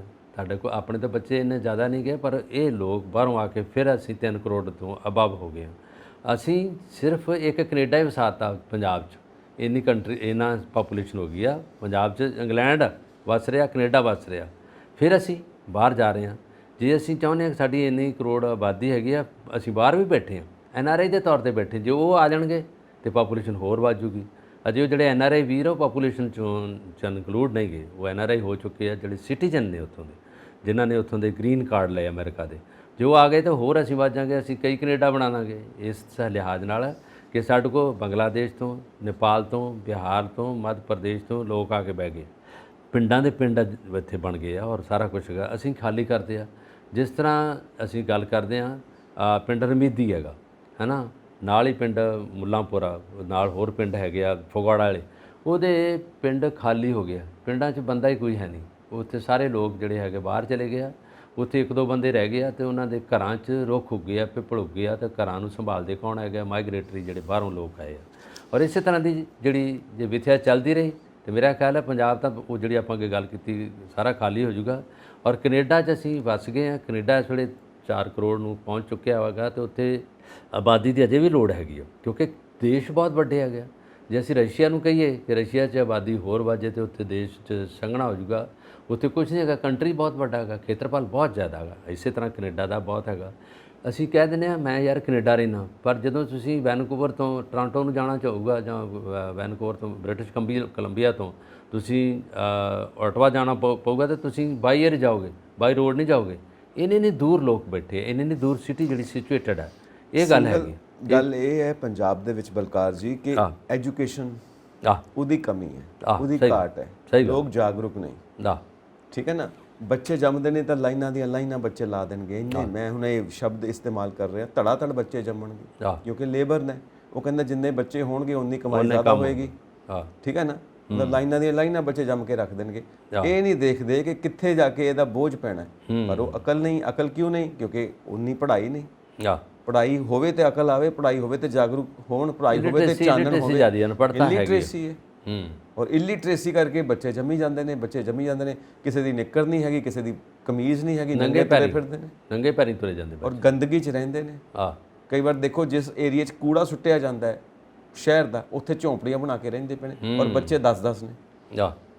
ਸੋ ਇਹ ਚੀਜ਼ਾਂ ਉਹਨਾਂ ਨੂੰ ਜਾਗਰੂਕ ਐਜੂਕੇਸ਼ਨ ਕਿੱਦਾਂ ਦੇਣੀ ਹੈ, ਮਤਲਬ ਬੁਰਾ ਹਾਲ ਹੈ। ਪੂਰੇ ਭਾਰਤ ਦੇ ਵਿੱਚ ਹੀ ਇਹ ਹਾਲ ਹੈ, ਝੁੱਗੀ ਝੌਂਪੜੀ। ਔਰ ਸਭ ਤੋਂ ਦੁਨੀਆ ਦਾ ਸਭ ਤੋਂ ਵੱਡਾ ਜਿਹੜਾ ਝੌਂਪੜ ਪੱਟੀ ਏਰੀਆ ਸਾਡੇ ਭਾਰਤ ਵਿੱਚ, ਸਹੀ ਗੱਲ, ਸਲਮ ਏਰੀਆ, ਧਾਰਾਵੀ ਮੁੰਬਈ ਦੇ ਕੋਲ। ਔਰ ਸਪੈਸ਼ਲ ਟ੍ਰੇਨ ਉੱਥੇ ਰੁਕਦੀ ਹੈ ਧਾਰਾਵੀ ਸਟੇਸ਼ਨ ਦੇ ਉੱਤੇ। ਮੈਂ ਤੁਹਾਨੂੰ ਅੱਖੀਂ ਦੇਖੀ ਗੱਲ ਦੱਸਦਾ, ਝੁੱਗੀ ਝੌਂਪੜੀ ਦੀ ਅੱਖੀਂ ਦੇਖੀ ਗੱਲ ਕਰਦਾ। ਮੈਂ ਸ਼ੂਟ ਵੀ ਕੀਤਾ ਸੀ ਉਹਨੂੰ। ਇਹ ਲੁਧਿਆਣੇ ਦੇ ਜਿਹੜਾ ਬੁੱਢਾ ਨਾਲਾ ਹੈਗਾ, ਉਹਦੇ ਕੰਢਿਆਂ 'ਤੇ ਨਾ ਲੋਕ ਬਾਹਰੋਂ ਝੁੱਗੀ ਝੌਂਪੜੀ ਵਾਲੇ ਬੈਠੇ ਸੀ ਬਹੁਤ। ਅਸੀਂ ਕੈਮਰਾ ਕੱਢਿਆ, ਸ਼ੂਟ ਕਰਨਾ ਸ਼ੁਰੂ ਕੀਤਾ ਅਤੇ ਉੱਥੇ ਮੈਂ ਉਹਨਾਂ ਨੂੰ ਵੇਖਿਆ ਆਟਾ ਜਿਹੜਾ ਸੀ ਉਹਨੂੰ ਪਾਣੀ 'ਚ ਭਿਉਂ ਕੇ ਮਾੜਾ ਜਿਹਾ ਉਹਨੂੰ ਗੋਲ ਬਣਾ ਕੇ, ਲੱਡੂ ਜਿਹੇ ਬਣਾ ਕੇ ਉਹ ਖਾਈ ਜਾ ਰਹੇ ਸੀ। ਉਹਨਾਂ ਨੂੰ ਪੁੱਛਿਆ ਕਿ ਕਿਉਂ ਇੱਦਾਂ ਕਰਦੇ ਜੀ, ਤੁਹਾਨੂੰ ਸਬਜ਼ੀ ਜਾਂ ਸਾਰਾ ਕੁਝ ਆਉਂਦੇ ਨੇ ਜੀ, ਗੈਸ ਨਹੀਂ ਹੈਗੀ। ਮੈਂ ਕਿਹਾ ਕੋਈ ਬਾਲਣ ਲਿਆ ਕੇ ਬਾਲ ਲਓ। ਫਿਰ ਸਬਜ਼ੀ ਹੈ ਨਹੀਂ ਤਾਂ ਸਿੱਧਾ ਹੀ ਪੇਟ ਦੀ ਅੱਗ ਬੁਝਾਉਣ ਲਈ ਆਟਾ ਹੀ ਖਾਈ ਜਾਂਦੇ ਸੀ। ਫਿਰ ਮੈਂ ਇੱਕ ਵਾਰੀ ਟ੍ਰਾਂਸਫਰ ਹੋ ਕੇ ਪਟਨਾ ਸਾਹਿਬ ਗਿਆ, ਉੱਥੇ ਜਦੋਂ ਜੌਬ ਕਰ ਰਿਹਾ ਸੀਗਾ, ਅਤੇ ਉੱਥੇ ਇੱਕ ਬੱਚਾ ਤੁਰਿਆ ਫਿਰਦਾ ਸੀ, ਧੁੱਪ ਇੰਨੀ ਜ਼ਿਆਦਾ, ਉਹਦੇ ਪੈਰ ਸੜ ਰਹੇ ਸੀ, ਕਦੀ ਪੈਰ ਅੱਗੇ ਚੁੱਕੇ, ਕਦੀ ਖੱਬਾ ਚੁੱਕੇ, ਕਦੀ ਸੱਜਾ ਚੁੱਕੇ।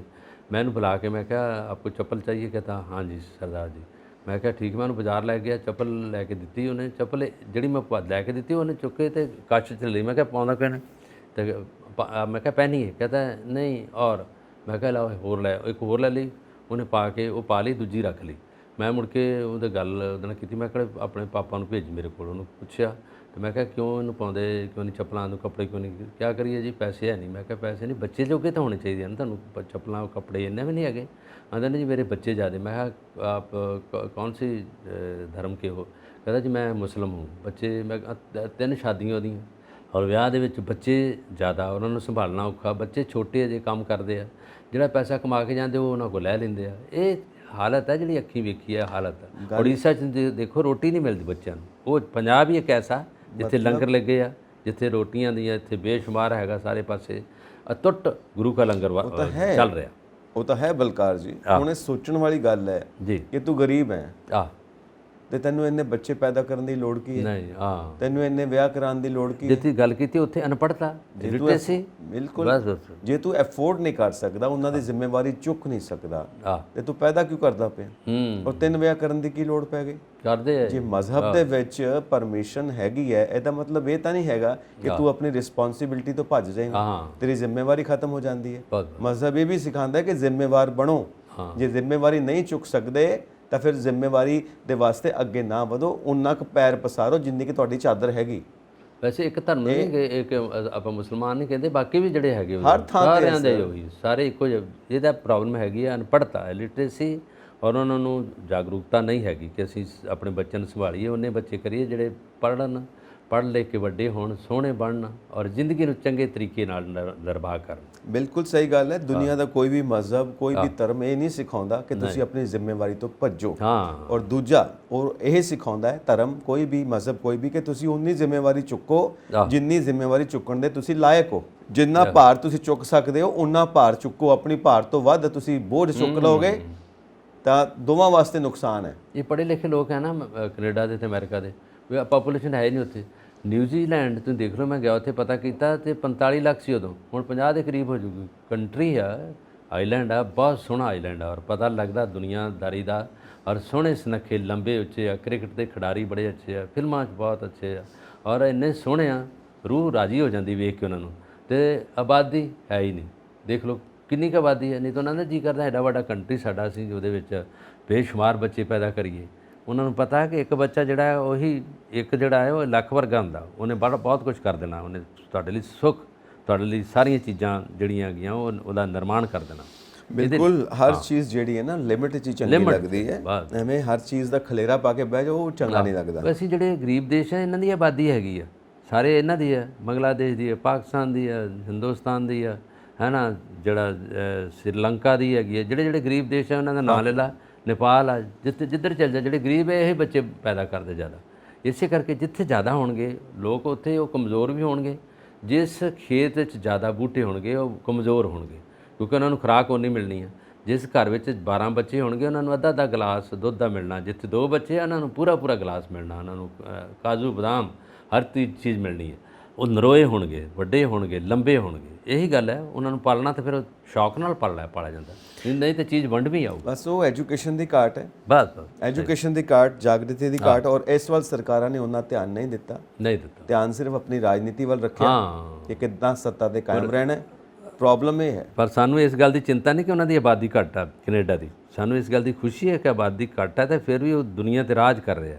ਟਰੂਡੋ ਸਾਹਿਬ ਦਾ ਦੇਖੋ ਮਾਹੌਲ ਮਿਲਦਾ ਗਿਲਦਾ, ਲੋਕਾਂ ਨੂੰ ਹੱਸਦਾ ਖੇਡਦਾ ਆਉਂਦਾ। ਦਰਬਾਰ ਸਾਹਿਬ ਨਤਮਸਤਕ ਹੋਣ ਲਈ ਆਇਆ ਸੀ, ਲੰਗਰ ਦੇ ਵਿੱਚ ਆ ਕੇ ਉਹਨੇ ਪ੍ਰਸ਼ਾਦੇ ਵੀ ਖਾਧੇ ਔਰ ਲੰਗਰ ਪਕਾਇਆ ਵੀ ਔਰ ਉਹਦੇ ਵਿੱਚ ਆ ਕੇ ਸਾਰਾ ਕੁਝ ਲੋਕਾਂ ਨੂੰ ਮਿਲਿਆ ਵੀ। ਔਰ ਉਹਨਾਂ ਨੂੰ ਪਤਾ ਹੈ ਕਿ ਇਹ ਦੇਖੋ ਇਹ ਪਰੰਪਰਾ ਕਿੰਨੀ ਵੱਡੀ ਪੰਜਾਬ ਦੀ, ਔਰ ਪੰਜਾਬ ਦੇ ਲੋਕਾਂ ਨੂੰ ਖਾਸ ਤੌਰ 'ਤੇ ਵਧੀਆ ਸਤਿਕਾਰ ਕਰਦਾ। ਬਿਲਕੁਲ ਜੀ, ਤੁਸੀਂ ਦਰਬਾਰ ਸਾਹਿਬ ਦੀ ਗੱਲ ਕੀਤੀ ਹੈ ਤੇ ਆਪਾਂ ਦਰਬਾਰ ਸਾਹਿਬ ਹੋ ਕੇ ਆਉਨੇ ਆ ਹੁਣ ਜ਼ਰੂਰ ਕਿ ਦਰਬਾਰ ਸਾਹਿਬ ਤੋਂ ਗੁਰਬਾਣੀ ਪ੍ਰਸਾਰਣ ਸੰਯੋਗ ਹੈ, ਕੈਸੀ ਵੱਡੀ ਜਿਹੜੀ ਹੈ ਇਤਫਾਕ ਔਰ ਕੈਸਾ ਜਿਹੜਾ ਸਤਿਕਾਰ ਤਰੀਕੇ ਨਾਲ ਆਉਂਦਾ, ਉਸੇ ਤਰ੍ਹਾਂ ਦਾ ਪੁਆਇੰਟ ਆ ਗਿਆ। ਬਿਲਕੁਲ। ਤੇ ਕਹਿੰਦੇ ਨੇ ਕਿ ਜੋ ਗੁਰਬਾਣੀ ਦਾ ਪ੍ਰਸਾਰਣ ਪੂਰੇ ਵਿਸ਼ਵ ਦੇ ਵਿੱਚ ਹੋਣਾ ਹੈ ਉਹਦੇ ਵਿੱਚ ਮਤਲਬ ਉਹ ਮੁਫਤ ਹੋਣਾ ਚਾਹੀਦਾ। ਉਹਦੇ 'ਚ ਪੈਸਾ ਇਨਵੋਲਵ ਨਹੀਂ ਹੋਣਾ ਚਾਹੀਦਾ ਕਿ ਪੈਸੇ ਪਿੱਛੇ ਟੈਂਡਰ, ਪੈਸੇ ਪਿੱਛੇ ਮੈਂ ਪ੍ਰਸਾਰਣ ਲੈਣਾ ਹੈ, ਪੈਸੇ ਪਿੱਛੇ ਐਡਵਰਟੀਜ਼ਮੈਂਟਸ ਇੱਥੇ ਚਾਹੀਦੀਆਂ ਨੇ। ਮਤਲਬ ਇਹ ਬਿਲਕੁਲ ਫ੍ਰੀ ਹੋਣਾ ਚਾਹੀਦਾ। ਇਹ ਨਵਾਂ ਸੋਧ ਜਿਹੜਾ ਐਕਟ ਦੇ ਵਿੱਚ ਹੈ ਔਰ ਪੰਜਾਬ ਸਰਕਾਰ ਦੀ ਵੀ ਇਹੀ ਮਨਸ਼ਾ ਹੈ ਕਿ ਬਿਲਕੁਲ ਫ੍ਰੀ ਹੋਵੇ, ਫ੍ਰੀ ਆਫ ਕਾਸਟ ਹੋਵੇ ਔਰ ਪੂਰੀ ਦੁਨੀਆ ਦੇ ਵਿੱਚ ਗੁਰਬਾਣੀ ਦਾ ਪ੍ਰਸਾਰਣ ਪੁੱਜੇ। ਦਰਬਾਰ ਸਾਹਿਬ ਤੋਂ ਜਿਹੜਾ ਕੀਰਤਨ ਦਾ ਪ੍ਰਸਾਰਣ ਆ ਇਹਦੇ ਲਈ ਜਿਹੜਾ ਤਜਵੀਜ਼ ਰੱਖੀ ਸੀ ਪੰਜਾਬ ਸਰਕਾਰ ਨੇ, ਇਹਦਾ ਟਵੀਟ ਵੀ ਕੀਤਾ ਭਗਵੰਤ ਮਾਨ ਨੇ ਕਿ ਇਹਦਾ ਕੋਈ ਟੈਂਡਰ ਨਹੀਂ ਹੋਊਗਾ, ਇਹ ਜਿਹੜਾ ਮੁਫਤ ਤੌਰ 'ਤੇ ਲੋਕਾਂ ਤੱਕ ਪ੍ਰਸਾਰਣ ਪਹੁੰਚਾਇਆ ਜਾਊਗਾ। ਗੱਲ ਤਾਂ ਅੱਛੀ ਹੈ ਕਿ ਗੁਰੂ ਸਾਹਿਬਾਨ ਦਾ ਪੈਗਾਮ ਆ, ਗੁਰਬਾਣੀ ਆ, ਕੀਰਤਨ ਆ, ਉਹਦਾ ਜਿਹੜੀ ਨਾਲ ਵਿਆਖਿਆ ਉਹ ਸਾਰੇ ਲੋਕਾਂ ਤੱਕ, ਜਿਹੜੇ ਪ੍ਰਦੇਸਾਂ ਦੇਸਾਂ ਬਾਹਰਲੇ ਨੁਕਰਾਂ 'ਚ ਬੈਠੇ ਨੇ ਉਹਨਾਂ ਤੱਕ ਗੁਰੂ ਸਾਹਿਬ ਦਾ ਪੈਗਾਮ ਸੁਨੇਹਾ ਪਹੁੰਚਾਉਣਾ ਜਿਹੜਾ ਮੁਫਤ ਤੌਰ 'ਤੇ ਹੋਣਾ ਚਾਹੀਦਾ। ਇਹ ਸੇਵਾ, ਨਿਸਕਾਮ ਸੇਵਾ ਜਿਹਨੂੰ ਕਹਿੰਦੇ, ਉਹ ਹੋਣੀ ਚਾਹੀਦੀ ਹੈ। ਪਰ ਦੂਜੇ ਪਾਸੇ ਜਦੋਂ ਅੱਜ ਇਹਨਾਂ ਦਾ ਵਿਸ਼ੇਸ਼ ਸਮਾਗਮ ਹੈਗੀ ਆ, ਉਹਦੇ ਵਿੱਚ ਵਿਧਾਨ ਸਭਾ ਦੀ ਬਹੁਤ ਵੱਡੀ ਮੀਟਿੰਗ ਆ, ਉਹਦੇ 'ਚ ਪ੍ਰਸਤਾਵ ਵੀ ਰੱਖਿਆ ਜਾਣਾ। ਉਹਦੇ ਵਿੱਚ ਇਹ ਕਹਿਣਗੇ ਕਿ ਇਹ ਖਾਸ ਤੌਰ 'ਤੇ ਇਹਦਾ ਮੁਲਾਂਕਣ ਕੀਤਾ ਗਿਆ ਕਿ ਫ੍ਰੀ ਕਾਸਟ ਹੋਣਾ ਚਾਹੀਦਾ। ਇਹ ਤੋਂ ਪਹਿਲਾਂ ਇਹ PTC ਚੈਨਲ ਸ਼ੁਰੂ ਕਰ ਰਿਹਾ ਸੀ ਇਹਨੂੰ, ਔਰ ਇਹਦਾ ਜੁਲਾਈ ਦੇ ਵਿੱਚ ਖਤਮ ਹੋ ਰਿਹਾ ਟੈਂਡਰ, ਜੁਲਾਈ ਦੇ ਵਿੱਚ ਆਉਣ ਵਾਲੀ ਜੁਲਾਈ ਦੇ ਵਿੱਚ ਖਤਮ ਹੋ ਰਿਹਾ। ਤਦ ਹੀ ਇਹਨਾਂ ਨੇ ਇਹ ਮੁੱਦਾ ਲਿਆ। ਇਸ ਤੋਂ ਪਹਿਲਾਂ ਕੈਪਟਨ ਅਮਰਿੰਦਰ ਸਿੰਘ ਦੇ ਟਾਈਮ 'ਤੇ ਵੀ ਇਹ ਰੱਖਿਆ ਗਿਆ ਸੀਗਾ ਪ੍ਰਸਤਾਵਨਾ, ਔਰ ਪ੍ਰਤਾਪ ਸਿੰਘ ਬਾਜਵਾ ਉਹਨਾਂ ਨੇ ਗੱਲ ਕੀਤੀ ਸੀ ਕਿ ਕੀਤਾ ਜਾਵੇ ਸਾਰਾ ਕੁਛ ਹੈ। ਪਰ ਹੁਣ ਉਹ ਇਸ ਵੇਲੇ ਜਿਹੜੀਆਂ ਵਿਰੋਧੀ ਪਾਰਟੀਆਂ ਨੇ ਉਹ ਚੁੱਪ ਨੇ, ਉਹਨਾਂ ਨੂੰ ਇਹ ਗੱਲ ਕਰਨੀ ਚਾਹੀਦੀ ਹੈ ਕਿ ਇੱਕ ਜਿਹੜੀ ਮੌਕੇ ਦੀ ਹਕੂਮਤ ਨੇ ਇਹ ਗੱਲ ਕੀਤੀ ਹੈ ਤਾਂ ਉਹਨਾਂ ਨੂੰ ਇਹਦਾ ਪੂਰਾ ਸਿਰਾ ਦੇਣਾ ਚਾਹੀਦਾ ਹੈਗਾ। ਪਰ ਇਹਦਾ ਜਿਹੜਾ ਮੋੜਵਾਂ ਜਵਾਬ ਦਿੱਤਾ, ਧਾਮੀ ਸਾਹਿਬ ਨੇ ਕਿਹਾ ਕਿ ਨਹੀਂ, ਇਹਦੇ ਵਿੱਚ ਦਖਲਅੰਦਾਜ਼ੀ ਕੀਤੀ ਇਹਨਾਂ ਨੇ ਸਾਡੇ ਸ਼੍ਰੋਮਣੀ ਕਮੇਟੀ ਦੇ ਕੰਮਕਾਜ ਦੇ ਵਿੱਚ, ਇਹਨਾਂ ਨੂੰ ਇਹ ਨਹੀਂ ਕਰਨਾ ਚਾਹੀਦਾ। ਸੁਖਬੀਰ ਬਾਦਲ ਨੇ ਵੀ ਕਿਹਾ ਹੈਗਾ ਕਿ ਸਾਨੂੰ ਯਾਦ ਕਰਾਤਾ ਇੰਦਰਾ ਗਾਂਧੀ ਵਾਲਾ ਟਾਈਮ, ਅਬਦਾਲੀ ਵਾਲਾ, ਅਤੇ ਉਦੋਂ ਦੇ ਨਾਦਰ ਵਾਲਾ ਟਾਈਮ ਜਦੋਂ ਦਰਬਾਰ ਸਾਹਿਬ ਤੇ ਹਮਲੇ ਕਰਦੇ ਸੀ, ਇਹ ਵੀ ਸਾਡੇ ਤੇ ਇੱਕ ਤਰ੍ਹਾਂ ਦਾ ਹਮਲਾ ਕੀਤਾ ਗਿਆ। ਪਰ ਉਹਨਾਂ ਨੇ ਇਹ ਪੁੱਛੇ ਕਿ ਹਮਲਾ ਤਾਂ ਨਹੀਂ ਕੀਤਾ, ਗੱਲ ਤੇ ਉਹਨਾਂ ਨੇ ਕੀਤਾ ਕਿ ਜਿਹੜਾ ਫਰੀ ਮੁਫਤ ਜਿਹੜੀ ਆ ਗੁਰਬਾਣੀ ਸਾਹਿਬ ਦਾ ਜਿਹੜਾ ਪ੍ਰਵਚਨ ਨੇ ਜਾਂ ਕੀਰਤਨ ਦਰਬਾਰ ਹੈ ਉਹ ਸਾਰੇ ਲੋਕਾਂ ਤੱਕ ਫਰੀ ਪਹੁੰਚੇ। ਔਰ ਇਹਦੇ ਵਿੱਚ ਕੋਈ ਰਾਜਨੀਤਿਕ ਕੰਮ ਵਾਲੇ ਦੀ ਗੱਲ ਹੈ ਨਹੀਂ, ਜਿਹੜਾ ਸਾਰਾ ਕੁਛ ਹੈਗਾ ਟੈਂਡਰ ਤੁਹਾਡਾ ਖਤਮ ਹੋ ਰਿਹਾ। ਔਰ ਉਦੋਂ ਬਾਅਦ ਜਿਹੜਾ ਇਹ ਇਸ ਵੇਲੇ ਮਸਲਾ ਬੜਾ ਗੁੰਝਲਦਾਰ ਬਣ ਗਿਆ। ਫੁਲਕਾ ਜੀ ਜਿਹੜੇ ਹੈਗੇ ਨੇ ਸੁਪਰੀਮ ਕੋਰਟ ਦੇ ਵਕੀਲ ਵੀ ਨੇ, ਉਹਨਾਂ ਨੇ ਕਿਹਾ ਕਿ ਬਿਲਕੁਲ ਗੱਲ ਤਾਂ ਠੀਕ ਹੈਗੀ ਹੈ, ਜਿਹਦੇ ਵਿੱਚ ਪੰਜਾਬ ਦੀ ਜਿਹੜੀ ਸਰਕਾਰ ਹੈ ਪ੍ਰਸਤਾਵ ਪਾਸ ਕਰ ਸਕਦੀ ਹੈ। ਇਹਦੇ ਵਿੱਚ ਇਹ 1925 ਦਾ ਐਕਟ ਹੈਗਾ ਜਿਹੜਾ ਧਾਰਮਿਕ ਅਕੀਦਿਆਂ ਦੇ ਨਾਲ ਰਿਲੇਟਡ ਸ਼੍ਰੋਮਣੀ ਕਮੇਟੀ ਦਾ, ਉਹਦੇ ਵਿੱਚ ਇਹ ਧਾਰਾ ਨਵੀਂ ਜੁੜ ਜਾਏਗੀ ਉਹਦੇ ਵਿੱਚ ਹੀ। ਤੇ ਹੁਣ ਅਕਾਲ ਤਖਤ ਸਾਹਿਬ ਦੇ ਜਥੇਦਾਰ ਵੀ ਰਘਵੀਰ ਸਿੰਘ ਜੀ ਆ ਰਹੇ ਆ, ਨਵੇਂ ਆ ਗਏ ਆ, ਔਰ ਉਹਦੇ ਵਿੱਚ ਇਹਨਾਂ ਨੂੰ ਹੁਣ ਫੈਸਲਾ, ਇਹਨਾਂ ਪਹਿਲਾਂ ਕਿਹਾ ਸੀ ਕਿ ਅਸੀਂ ਮੀਟਿੰਗ ਰੱਖਾਂਗੇ, ਸ਼੍ਰੋਮਣੀ ਕਮੇਟੀ ਨੇ ਕਿਹਾ ਸੀ ਅਸੀਂ ਮੀਟਿੰਗ ਰੱਖ ਰਹੇ, ਇਹਦੇ ਵਿੱਚ ਅਸੀਂ ਫੈਸਲਾ ਕਰਾਂਗੇ, ਪਰ ਇਹ ਫਿਰ ਉੱਥੇ ਦਾ ਉੱਥੇ ਰਿਹਾ। ਫਿਰ ਉਹਦੇ ਬਾਅਦ ਭਗਵੰਤ ਮਾਨ ਨੇ ਕਹਿਤਾ ਕਿ ਨਹੀਂ, ਅਸੀਂ ਪ੍ਰਸਤਾਵਨਾ ਪਾਸ ਕਰਕੇ ਇਹਦੇ ਵਿੱਚ ਸਾਰਾ ਕੁਝ ਕਰਕੇ ਕਾਨੂੰਨ ਬਣਾ ਦਾਂਗੇ। ਔਰ ਇਹਦੇ ਵਿੱਚ ਕੇਂਦਰ ਉਹਨਾਂ ਨੇ ਕਿਹਾ ਕਿ ਜਿਹੜਾ ਹਰਿਆਣੇ ਦੇ ਵਿੱਚ ਸ਼੍ਰੋਮਣੀ ਕਮੇਟੀ ਨਵੀਂ ਬਣਾ ਦਿੱਤੀ ਗਈ ਹੈ, ਧਾਰਮਿਕ ਸਥਾਨ ਵੱਖਰੇ ਕੀਤੇ ਗਏ, ਅਤੇ ਸ਼੍ਰੋਮਣੀ ਕਮੇਟੀ ਉੱਥੇ ਕਿਉਂ ਨਹੀਂ ਕਰ ਸਕੀ? ਸੁਪਰੀਮ ਕੋਰਟ ਦਾ ਅਸੂਲ ਸੀ, ਉੱਥੇ ਸੁਪਰੀਮ ਕੋਰਟ ਦਾ ਡਿਸੀਜਨ ਸੀਗਾ। ਹੁਣ ਵੀ ਅਸੀਂ ਜੇ ਹੋਇਆ ਤਾਂ ਅਸੀਂ ਕੋਰਟ ਵਿੱਚ ਵੀ ਜਾ ਸਕਦੇ ਹਾਂ, ਪਰ ਲੋਕਾਂ ਦੇ ਭਲੇ ਲਈ ਕੰਮ ਹੈਗਾ, ਇਹ ਕੋਈ ਰਾਜਨੀਤਿਕ ਮਾਮਲਾ ਨਹੀਂ ਹੈਗਾ ਜਿਹਦੇ ਵਿੱਚ ਉਹ ਨਹੀਂ ਹੈਗਾ। ਇਹ ਕਿਉਂਕਿ ਹੁਣ ਇਹ ਜੇ ਧਾਰਮਿਕ ਸੰਸਥਾ ਹੈਗੀ SCPC, ਪਰ ਇਹਨਾਂ ਨੂੰ ਇਹ ਨਹੀਂ ਹੁੰਦਾ ਕਿ ਇਹਦੇ ਵਿੱਚ ਪੈਸਾ ਲੱਗੇ। ਜੇ ਇਹਨਾਂ ਨੇ ਕਰਨਾ ਤਾਂ ਇਹ ਵੀ ਫ੍ਰੀ ਕਰ ਦੇਣ, ਜਿਹੜਾ ਆਪਾਂ ਅਗਲੇ ਪ੍ਰੋਗਰਾਮ 'ਚ ਪਿਛਲੇ ਪ੍ਰੋਗਰਾਮ 'ਚ ਕੀਤੀ ਸੀ ਕਿ ਇਹਨਾਂ ਨੂੰ ਪੈਸੇ ਦੀ ਤੇ ਘਾਟ ਨਹੀਂ। ਜੇ ਲੋਕਾਂ ਦੇ ਭਲੇ ਲਈ ਕੋਈ ਕੰਮ ਕਰਨਾ ਚਾਹੁੰਦੇ ਆ ਤਾਂ ਸੁਖਬੀਰ ਬਾਦਲ ਜੀ ਸ਼ਰੇਆਮ ਕਹਿ ਸਕਦੇ ਆ ਵੀ ਅਗਲਾ ਟੈਂਡਰ ਨਹੀਂ ਹੋਏਗਾ, SGPC ਦੇ ਕੈਮਰੇ ਉੱਥੇ ਰਹਿਣਗੇ, ਸਾਰਾ ਕੁਝ ਅਸੀਂ ਰੱਖਾਂਗੇ ਤੇ ਸਾਰੇ ਤਰੀਕੇ ਦਾ ਮੁਫਤੀ ਅਸੀਂ ਦਰਬਾਰ ਸਾਹਿਬ ਤੋਂ ਕੀਰਤਨ ਦਰਬਾਰ ਜਿਹੜਾ ਅਸੀਂ ਲੋਕਾਂ ਤੱਕ ਪਹੁੰਚਾਵਾਂਗੇ, ਉਹਦਾ ਪ੍ਰਸਾਰਣ ਫ੍ਰੀ ਕਰਾਂਗੇ। ਔਰ ਇਹਦੇ ਵਿੱਚ ਜਿਹੜਾ ਇਹਨਾਂ ਨੇ ਇੱਕ ਹੋਰ ਧਾਮੀ ਸਾਹਿਬ ਨੇ ਕਹੀ ਆ ਕਿ ਅਸੀਂ SGPC ਜੇ ਅਸੀਂ ਕਰ ਰਹੇ ਹਾਂ, ਅਸੀਂ ਪਰੰਪਰਾ ਦੇ ਅੰਦਰ ਰਹਿ ਕੇ ਕਰ ਰਹੇ ਹਾਂ, ਜਿਹਦੇ ਵਿੱਚ ਪਰੰਪਰਾ ਨੂੰ ਕਾਇਮ ਰੱਖਣਾ ਪੈਂਦਾ, ਪਵਿੱਤਰਤਾ ਨੂੰ ਕਾਇਮ ਰੱਖਣਾ ਪੈਂਦਾ ਹੈਗਾ। ਜੇ ਦੂਸਰੇ ਚੈਨਲ ਆ ਕੇ ਤਾਂ ਨਹੀਂ ਰੱਖਣਗੇ। ਇਹਦੋਂ ਪਹਿਲਾਂ ਇੱਕ ਚੈਨਲ ਪ੍ਰਾਈਵੇਟ ਸੀ, ਉਹ ਕਰਦਾ ਰਿਹਾ, ਉਦੋਂ ਪਰੰਪਰਾ ਕਾਇਮ ਰਹੀ ਆ, ਬਾਕੀ ਵੀ ਰਹੀ ਆ।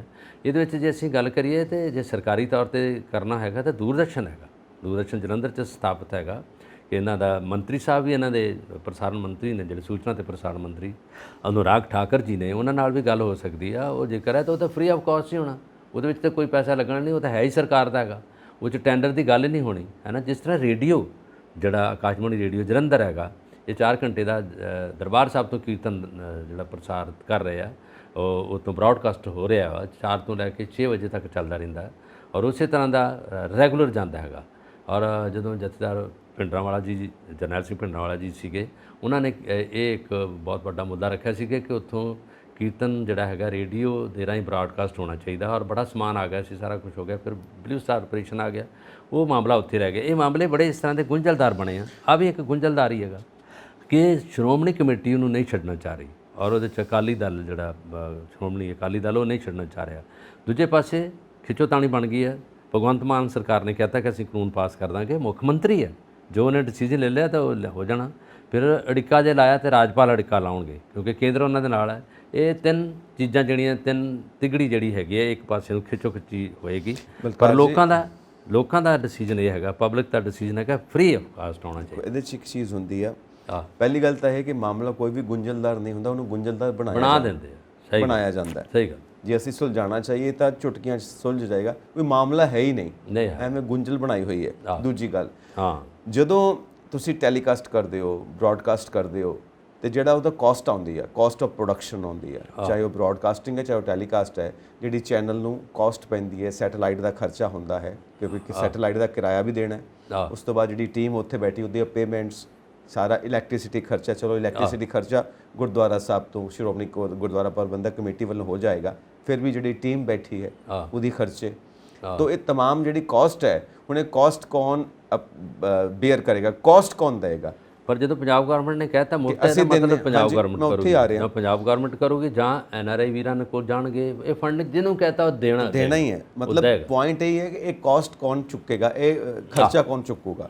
ਹੁਣ ਇਹ ਖਰਚਾ ਚੁੱਕਣ ਦਾ ਸਾਰਾ ਮਾਮਲਾ ਹੈਗਾ ਕਿ ਤੁਸੀਂ ਪ੍ਰੋਫਿਟ ਨਹੀਂ ਕਮਾਉਣਾ ਚਾਹੁੰਦੇ ਹੋ ਬਹੁਤ ਵਧੀਆ ਗੱਲ ਹੈ ਜੀ ਕਿ ਇੱਥੋਂ ਪ੍ਰੋਫਿਟ ਕਮਾਉਣ ਦੇ ਹੋਰ ਬੜੇ ਸਾਧਨ ਨੇ, ਇੱਥੋਂ ਥੋੜਾ ਪ੍ਰੋਫਿਟ ਕਮਾਉਣਾ ਆਪਾਂ, ਇਹ ਹੋਣਾ ਫ੍ਰੀ ਚਾਹੀਦਾ, ਇਹ ਫ੍ਰੀ ਹੋਣਾ ਚਾਹੀਦਾ। ਗੁਰਬਾਣੀ ਹੁਣ ਸਿਰਫ ਇੱਕੋ ਹੀ ਮੁੱਦਾ, ਗੁਰਬਾਣੀ ਦਾ ਜਿਹੜਾ ਕੀਰਤਨ ਆ ਲੋਕਾਂ ਤੱਕ ਟੋਟਲ ਜਾਣਾ ਫ੍ਰੀ ਹੋਣਾ ਚਾਹੀਦਾ। ਹਾਂ ਔਰ ਹੁਣ ਮੁੱਦਾ ਸਿਰਫ ਇੱਕੋ ਹੀ ਹੈ ਕਿ ਜਿਹੜਾ ਖਰਚਾ ਹੁੰਦਾ ਹੈ ਟੈਲੀਕਾਸਟ ਦਾ, ਬ੍ਰੌਡਕਾਸਟ ਦਾ, ਉਹ ਖਰਚਾ ਕੌਣ ਚੁੱਕੇ?